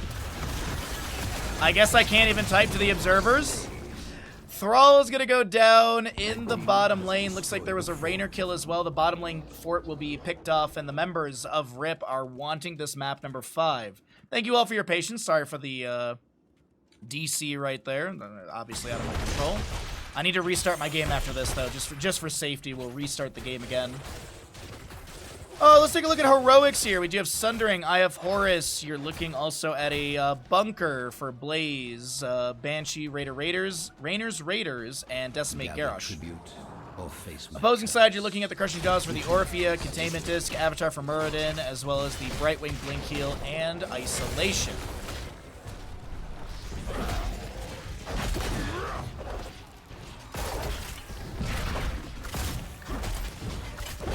Camp left side is grabbed. Boston top lane is picked up as well. This could be cursed as well for the members of RIP, and no 13 talents to your advantage. They're half a level to go for that. Rainer's in bottom lane hearthing out. Gonna be quite late to this, I believe. And are they just giving it? They are. Okay. Oh, Eye of Horus delay. Eye of Horus for the delay, so they say whatever. You can sit there in Eye of Horus and wait for us to go back for the channel. We're going to go ahead and get a free fort in top lane. Well, I would say it's free. Oh my god, I can't believe Krankle lives. What? It's like 100 and something HP. Lockstack at level 1 helping out right there. And I said they're just going to get a fort, but they don't actually. Objective phase actually gets snuck over to the side of Exodia stack during that siege. Little haphazard there for the members of RIP. Spirit of Vengeance, full build, by the way, for the Maiev. You have the Pursuit of Vengeance into Sudden Vengeance, Ruthless Spirit, as well as the level 13 Shadow Armor. We'll also be seeing Pixie Power, reduce the cooldown of Pixie Dust by 3 seconds, increase the spell armor granted by 25. Boston bottom lane, 2 minutes and 23 to go on that cooldown. Dahak are going to be looking for Ferocious Stalker. Did go to the Symbiosis level 7 as well. And as the Hero Stalker level 4, so gets synergy with the 4 and 7. Containment Disc onto Blaze is just going to connect, and that's really about it. Next objective, neutral center location in the bottom. As I keep checking, Boston 2 minutes in the bottom lane, about 3 minutes in top lane. Members of Exodia stack looking for a top lane fort here. Garrosh gets the toss, Groundbreaker into Decimate onto the Orphea. She's going to get hit with a Sundering as well. Currently have a Thrall looking to back away, dragged by Dahaka. Crushing Jaws take down the Chieftain as Orphea will be traded in this moment. Eye of Horus still getting shots out from Ana. That will expire. Bad Benny getting low. The Umbral Vine pulling people around. And Polymorph, Fan of Knives. Murden gets the kill. Dahaka sneaks into bottom lane during all of this and is going to go for the channel. The curse will be picked up by the members of RIP. I'm assuming he used Brushstock to get down there. Indeed. Bottom lane waves on the fort. On the keep front gate. They want to push up mid, and I don't blame them whatsoever. The Haka might step up for that wave a little bit faster. Just hit the Dark Swarm on it and get it cleared away, so that way you can back off safely. But look at the allies flanking in potentially on this mid lane engagement. Yasu playing safe by the fort to the keep front gate. Murder misses the Stormbolt. Spirit of Vengeance in by Maiev. Able to get the Umbral Bind onto this Blaze. We have Garrosh getting a Groundbreaker as well. Containment Disc onto Blaze. Orpheus back in. And here's Thrall as well. And I can't believe it. Igo lives with like 300 HP. Murden on the wrong side of the engagement tries to Dwarf Toss over the wall. He has to use the Avatar to back away. And it looks like he will be taken down. The Eye of Horus getting shots through. Haigao is so low. Tries to avoid the Eye of Horus shots. And will be able to do so. Meanwhile, keeping bottom lane took a significant amount of damage, down to nearly 50%.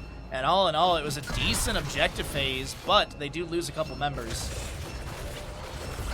Let the curse end. Until someone lose my favor once more, that is. Imposing presence for the Murden, by the way, so it's gonna slow down that Rainer auto attack sustain. Same thing as it's literally the same thing as like ETCs like we talked about yesterday with the passive value as well. Boston bottom lane is up and available. We've got Siege Giants on the left-hand side, which are going to be tagged by Blaze. He's just looking to see if anyone's there. Maiev checks the bush with the Spirit of Vengeance. Raynor uses Banshee to do the same. Will they take down the Banshee quick? No, they're not even focused on it. It's not a Duskwing, so they don't have to take it down immediately. Dahaka brush talking in. Dahaka, I feel like he's going to go into Apex Predator level 20. Contagion's nice and all, but the way he's been using, the way this Dahaka has been so macro for the amount that we've been able to catch because of the DC, apologies, seems really, really macro intensive. I mean, he also has Pack Leader, gains 40 armor and 15% attack speed while in a bush and for 5 seconds after leaving. So being able to brush talk and have that bonus. Boss in top lane, 20 seconds. Are they looking for the double boss play? Raynor tags camp, sees the Muradin. Utilizing that Banshee. Twin Flame to check boss. Nobody's there. Siege Giant cleared away. Crankle checking boss once again. Orphe and friends setting up for the top right boss. Okay.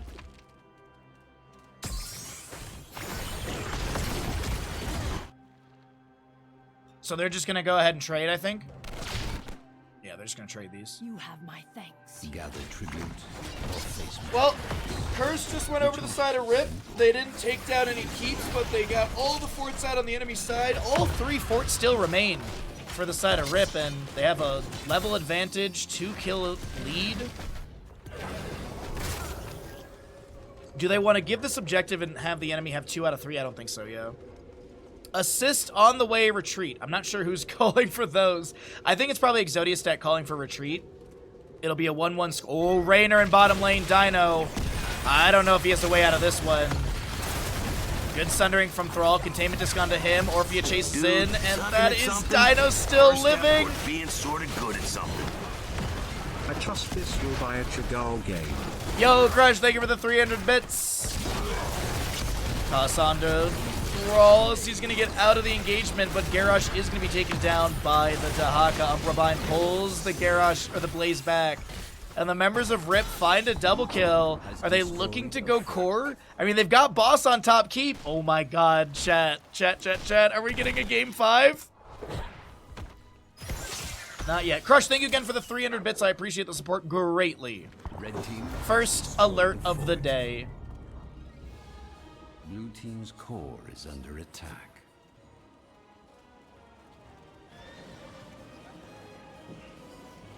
I keep seeing Saddle's message about Detroit, and I keep thinking about Detroit Chinese food. Oh. That's going on the list when I go back in the fall. A win condition set up through top lane in favor of RIP. Spirit of Vengeance trying to pull Thrall in. That was kind of wild, I'm not going to lie.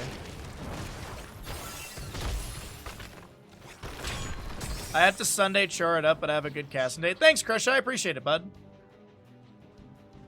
Well, I'll be here for a while. We got 3 best of 5s, and we're still in the first one, so... Unless the other 2 are speed ran, we'll be here for a bit, so... If you feel like popping in and saying hi and asking where the People's Choice Artanis is, by all means, do that. We have not had an Artanis today. We did have one yesterday. If we get one today, I'll be sure to yell it out so you can hear us. You must stop all choring and watch Artanis.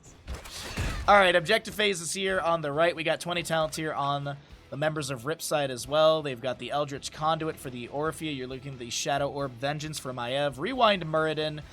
Speedy Dragon Brightwing. And it is the Apex Predator for Dahaka. My intuition was correct on that one. Banshee immediately cleared away. Put on a 45-second cooldown. A level and a small amount to be able to get to that 20 talents here for Exodia stack, who are a little bit behind right here. It does feel like the Achilles heel right now for Exodia stack in some of these games has been the macro play. Granted, I say that earlier today we had that Hazuab's Falstad game that was so on point macro-wise, so not sure if it's just a little draft blunder, because this draft isn't too bad.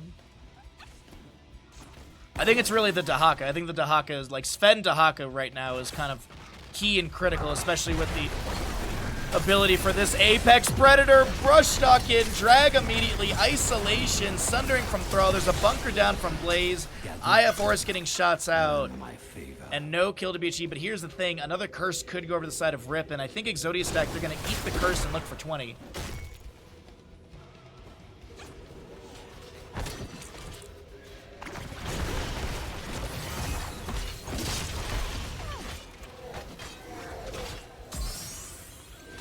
right.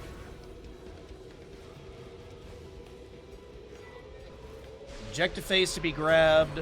Bosses are up in a minute and 4 seconds, just about on the same. We have 20 on the left. Dynamic Optics, you've got the Dusk Wing for Raynor again. Fortified Bunker coming through as well. Deadly Calm for Garrosh and Bolt of the Storm for Throw. So he's going to look for that flank Sundering. And look at Hazuabs moving to bottom lane, trying to save this keep. Dahaka brush stalking in.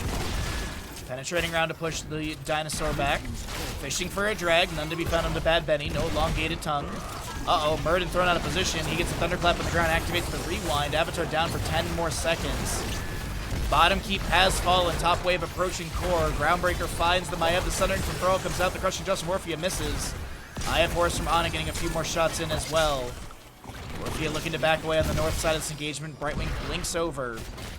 Dahaka gonna hearth out full. Catapults are on core, but they're gonna get shield damage and that's it. And it looks like it's boss setup.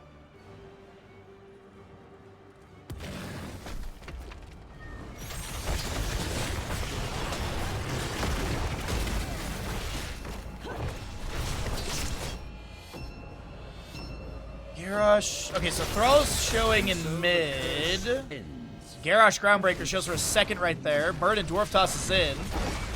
Gonna be thrown in further by Garrosh. Blaze stepping up. Bunker available. Summons it immediately. Bad Benny in a right on the wrong side of this engagement. Burden in the backline trying to put pressure onto Ana and does manage to do so. Containment Disc will expire to Hazuabs. Right wing blinking around. The bunker's going to end soon. The isolation connects onto Hazuabs as well. Yasu with 400 HP and will be taken down first. The boss comes through top lane. That will be Blaze picked up as well. Hazuabs goes down. Dino picked off. Bad Betty is going to fall. It's a Finland! Blue team dominated. Ladies and gentlemen, we're going to a map number 5. Blue team's core is under attack. It's happening. Best of first, best of 5 of the day. Go into a map 5. You love to see it. GG, well played. We'll talk about map picks available after we take a look at the stats here. Wowee.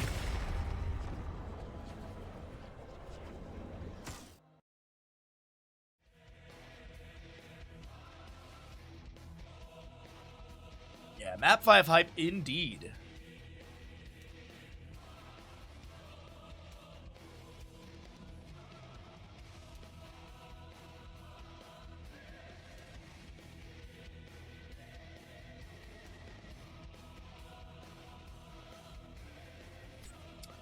Alright, I gotta restart my game really quick. Players have to choose the map number 5, and I gotta run some ads. You know the deal. Subscribe if you can. It's much appreciated, and help us sustain full-time streaming, all that good stuff, bring you games. Help us hit Baja Ross for June. We're 18 subs away from that. All the good stuff, Prime Gaming, etc. Thanks for hanging out, and I'll see you after the ads. Alright everybody, welcome back. We've rebooted HOTS, we've got everything ready to go. We're here in Braxis Holdout, map number 5, in our first best of 5 of the day. Oh, it's feeling like today's series are gonna go the distance, and man, I'm all for, like, even though I'm getting sick and I can feel it getting worse and worse, I'm all for 15 games today. Braxis Holdout will be map number 5 in this series. We've got on the left-hand side Exodia stack, on the right side is going to be RIP. We're looking at a Chromie ban right out the gate. Sylvanas as well. Now, here's the question. Are we going to get any sort of Abathur or Samuro shenanigans? Are we going to get any Viking priority for a 2-lane map? I doubt it. I think we're going to be seeing a simple setup from both sides. We're probably going to see a 1-4. Probably the core 4 will be some sort of hyper carry. That's often the case, and Zarya being banned away just to get rid of that potential. Any consideration on a Medivh ban? Genji and Medivh are really good for this map because they have abilities to be able to rotate into top and bottom easily. Genji has his 2 mobility tools with the Swift Strike and Cyber Agility. Though, Junkrat will be banned away. Okay. So Genji's up, Medivh's up, Hanzo is here.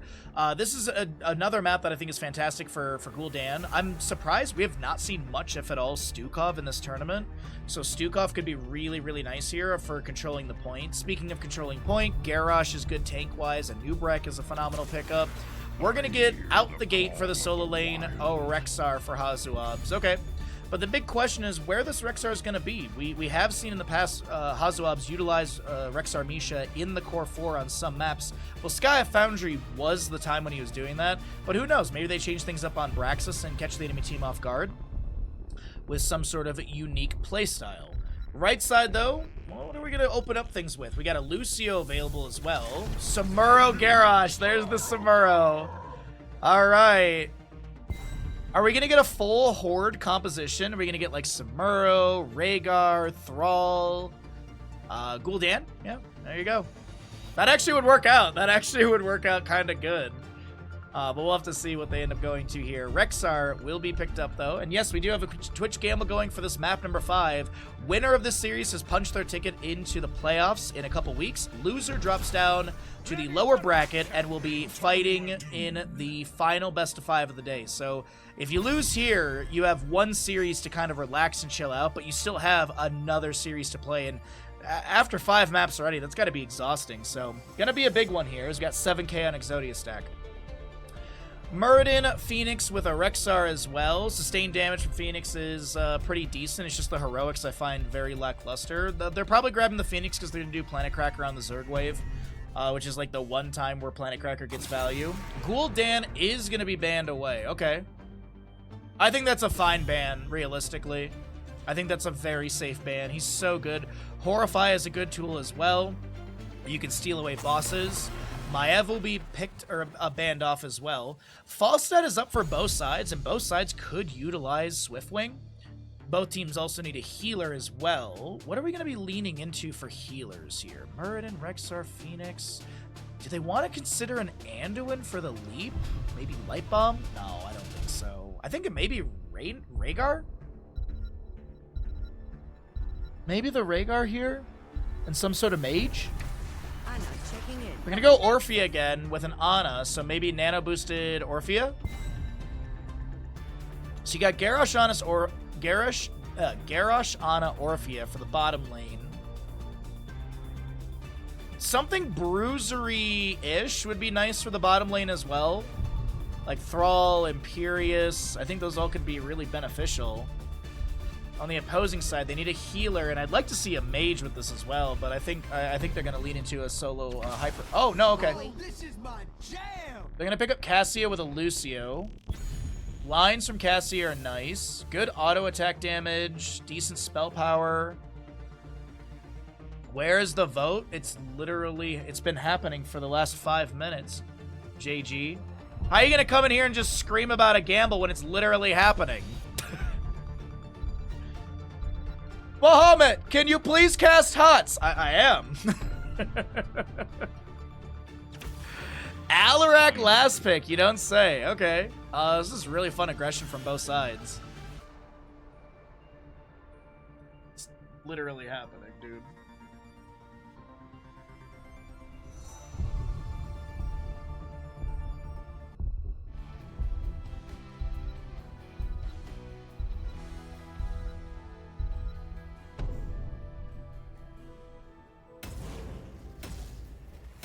I'm gonna need to start putting a cooldown on that gamble thing because it's literally half my chat right now.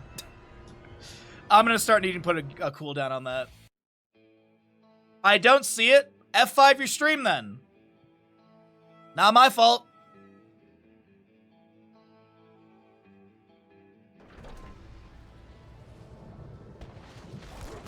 Facility powering. Right side of the map in map number 5 of this series is going to be the members of RIP. We've got an Orphea as the Svet on the Samuro. Vac on your Ana. We got a Hygao, Alarak, and Krankle Garrosh.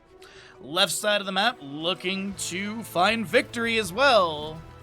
That's going to be the members of Exodia stack. Hazuabs on the Rexar. Bad Benny with Muradin, Yasu, Lucio. Blood on the Cassia. We got a Dino, Phoenix, and Misha, of course, played by Misha. Gates open. Time for action.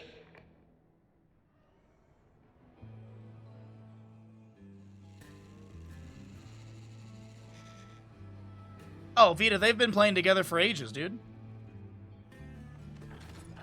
They've been playing together for, like, the last, like, they played together for a bunch of tournaments last year.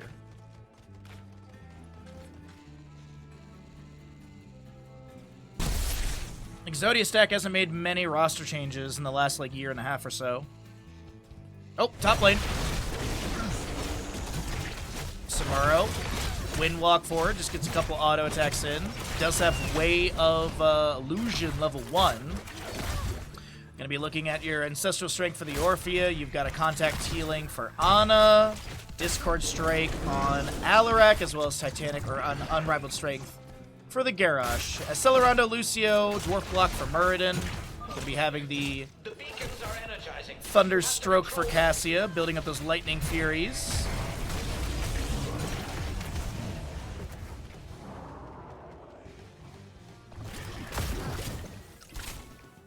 StarCraft 2, isn't that like a dead RTS or something? Just like Heroes of the Storm is, you know, a dead MOBA. I always like raiding into a channel and I talk about HOTS and someone in chat's like, I thought that game was dead. It's like, have you opened Google? Whoa, I thought Blizzard killed it. No, that's why. I've just been streaming a blank category for the last couple years. Alarak is going to be taken down here. First blood over to the side of Exodia stack. Misha will be lost. Crankle may be body blocked. Phoenix being thrown over the wall. The Groundbreaker is there. And the Dragoon does go down as well. Literally yesterday in Barb's channel, like there was like 4 or 5 people like, bro, that game is still around. It's like, I remember this character is my favorite. It's like, they're still in the game. I remember I liked Brightwing. She's still like top 5 healers. Like, and then, of course, you get the responses where it's like, oh, well, obviously then nothing's changed. It's like, no, we get patches, you know?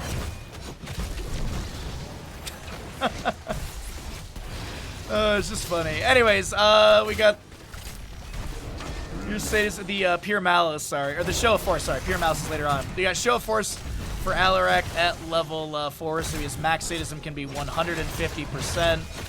Block stacks with the Grizzled Fortitude for your Rexar Misha level 4. No Hunter-Gatherer on that one, even though it's a really good map for it. 12% has been picked up Zerg channel-wise over the side of Exodia stack. Stalled out for the time being, though. Look at the flank. Look at the flank. Muradin. Dino's going to be seen. Muradin lands the Stormbolt onto the Ana. The Alarak Discord Strike. There's going to be a Groundbreaker. Alarak being thrown in. And Dino being thrown around. Muradin tries to Dwarf Toss away. Will be able to do so. Chat, it's map 5. How is it only 7,000 to 10,000? Come on. How are you going to do this to me? It's map flipping 5. Kids these days.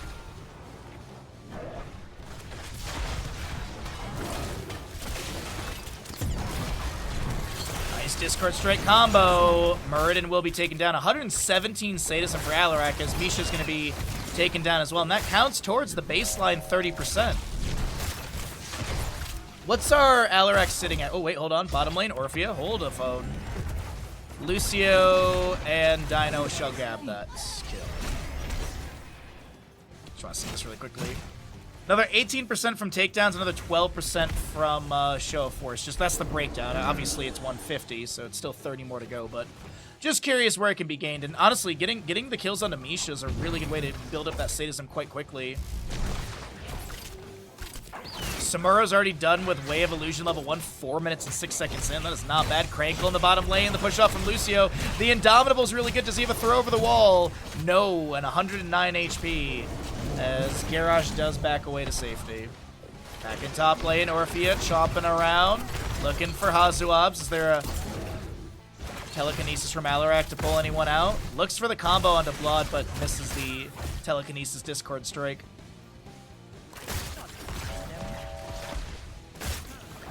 Lot of back and forth right now. 3-3 in kills, 7 talents here on both sides. Alarak went into hindered motion as they're going to pick up another Misha kill right now. 125 sadism as Samuro Mirror Images gets some damage onto the Dragoon.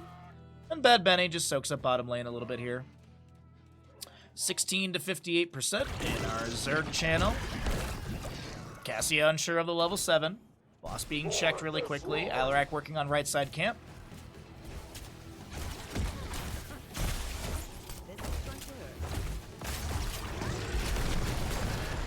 Lucio pushes off. Little sound wave as well. Stormbolt just says hello. Garrosh with the flank into the enemy team. Indomitable activated, looking for one target, but Krankle's just getting chunked right now. Needs to be really careful. Gets a little healing quickly, but Krankle goes down. Very aggressive step. Oh no, Hygal. This Alarak is going to be losing 125 sadism. They're going to try and get the trade, and they will be able to get the kill into the Cassia. Bad Benny looking to back away. Spider Grenade denies some of the healing. No anti-healer at level 7. Sven, so you have someone to go on the point. Yeah, you see the assist ping, like, Sven, please put yourself on this point. Disha sustains for a little bit. Oh, no, Sven's going to back off. Muradin's on the point. It's looking like Exodia to actually get some channel here. Dino gets chunked on the shielding and a health bar as well. Muradin thrown out position into Alarak's combination. The Biter Grenade goes down. Bad Benny just trying to back away. Alarak auto attacks. Are they going to be enough? Bad Benny makes it with the Dwarf Toss over the wall.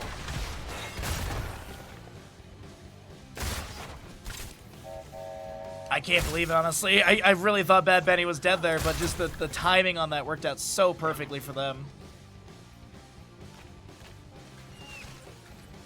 All right, well, 10s are almost here. Let's go ahead and cycle through the other numbers. Alarak discovered in the rotation.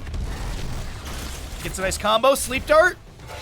No Groundbreaker onto Lucio, but Orphea flanks in, and she has the auto attack needed. She'll get a healing dart from the Ana. Misha goes down once again. More sadism over for Alarak, as he was able to get 6% off those kills, and probably a little bit from Show of Force.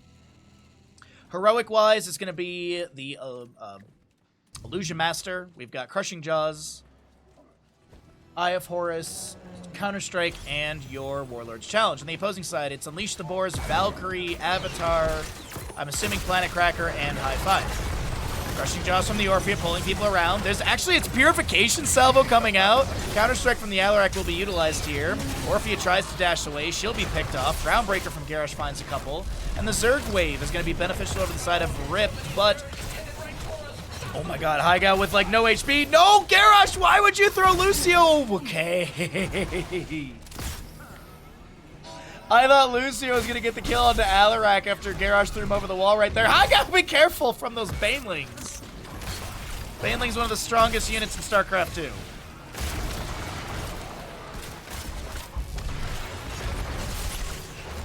So no Planet Cracker. It's going to be Purification Salvo. There is a combo into the Unleash the Boars, I guess, but we'll see if it all works out. Guardians in top lane with the Ultralisks and Hydras are going to get some decent siege damage. Should be actually able to take down the fort. Bottom lane still being pushed up by the side of Rip. Telekinesis. Bad Benny throwing a Stormbolt back. Chomp from Orphea as well. Garrosh steps up. Avatar gets out from Bad Benny in time. Warlord's Challenge. Crushing Jaws. Valkyrie. Bad Benny lives with 311 HP. The Counter-Strike doesn't hit him, and Azzy getting low on this on this Orphea. Cassie goes in for the fend but doesn't find the kill. I can't believe it, actually. The healing from Ana, really on point right there.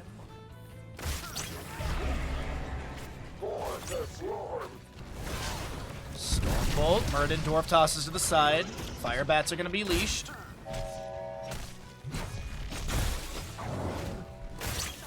He's charging around looking for some sort of stun. The next objective phase should be announced momentarily. It's a fairly low cooldown from when the objective ends to when we get our announcement here. 13s are almost here. 6 to 9 in kills. Very nice. 42 stacks for the Thunderstroke on Cassia. 121 sadism for Alarak. 21 level 7 stacks in the Mind Devourer for Orphea, as Muradin will be thrown around here. Orphea looking for a little bit of poke here and there as well. Just about all heroics are off cooldown. Avatar in 23, Eye of Horus in 2, Crushing Jaws in 1.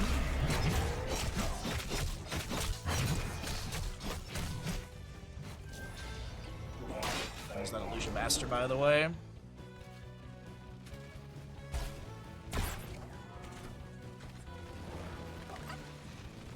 So Sven starts working in a camp on the right side.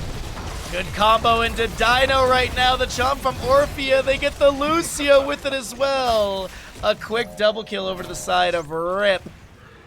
And they're going to call for boss off of this, I bet. Power spike from the beacons. Yes. They'll be active soon. Boss has been called. Very quick double kill. Are they really going to try and fight over this? Exodia stack goes for the boars. Burden steps in. Misha's dead. Okay. Interesting. It's not like the worst thing in the world. Alarak went into Blade of the High Lord, so his max sadism can be 190. Capture them. Little surprised by that, honestly. The boars felt like just throwing the ability out. Nice groundbreaker from Garrosh. Indomitable's activated. Crankle gets a huge Warlord challenge into the Crushing Jaws. The Valkyrie finds the Alarak. The Purification Salvo will be activated. It hits people, and wowee. I thought a little bit more would be achieved with that. We do have Samuro moving in for a flank on the left-hand side. Gets a couple auto attacks in. Stormbolt into him. The Archangel in bottom lane needs to be dealt with. Misha will be lost. Another 3 sadism to Alarak. He might be maxed out on the kill sadism. He actually might get a little bit more right here as they're going to chase down Hazuabs. 162 sadism on Haiga right now as the Zerg wave is building up in bottom. Archangel's pushing up. Samuro is zoning the enemies, making sure they don't go to the top lane beacon. He's actually just using mirror images for that. Muradin be scouted out once again. Uh-oh, groundbreaker onto the Cassia. She's thrown in and taken down. Archangel with the line shot, the annihilation, working on the keep. The gate's already been taken down. Alarak combination's pretty decent. And the Zerg pen is full. Is this a push to win? It's very possible. Members of RIP back off for a moment. They have 16 talent to your advantage. They actually roll into it. Just going to leave that up for a second. If you're curious what the pickups are going to be, you're going to have the Seasoned Soldier, Mocking Strikes, Advanced or Active Reload, Dead Magic, and Merciless Strikes for the Samuro. Sleep Dart goes out. Excuse me, the Charge for Misha went out. Sleep Dart to the allies. Zerg wave at 95%. Alarak finds a combo into Dino. The Warlord challenge as well. The Crushing Jaws from the Orphea. That's going to be a huge pull onto this Alarak as he's thrown to safety. The core shielding is dropping. Bad Benny Avatar is active. He's looking to Dwarf Toss away. Hazuab sprays on the right-hand side. Crankle and friends should take down Bad Benny. They get the Shadow Wolves and everything. Blood remains. And GG's. The members of RIP take this series 3-2.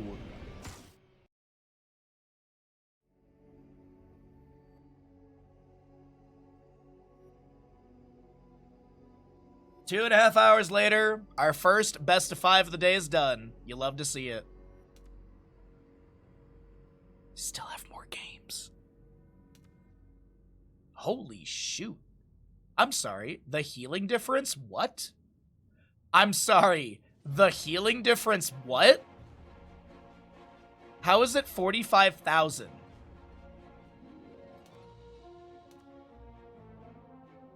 Wow.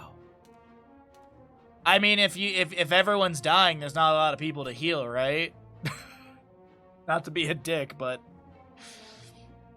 all right, that is the first best of 5 of the day done. We still have another 2 best of 5s coming up. We will be seeing the members of Exodia Stack later on today as they vie for a place in this tournament. Our first team is confirmed. RIP is the first team to punch their ticket to the playoffs in a couple weekends. So they get to sit back and relax and watch the games. Subscribe to the stream. Help us sustain full-time streaming, all that good stuff. We are 18 subs away from our goal. Every little bit helps us out. If you have a resub, Prime Gaming, gifted subs, anything like that available, it is much appreciated. We're going to roll out some ads and get ready for another best of 5.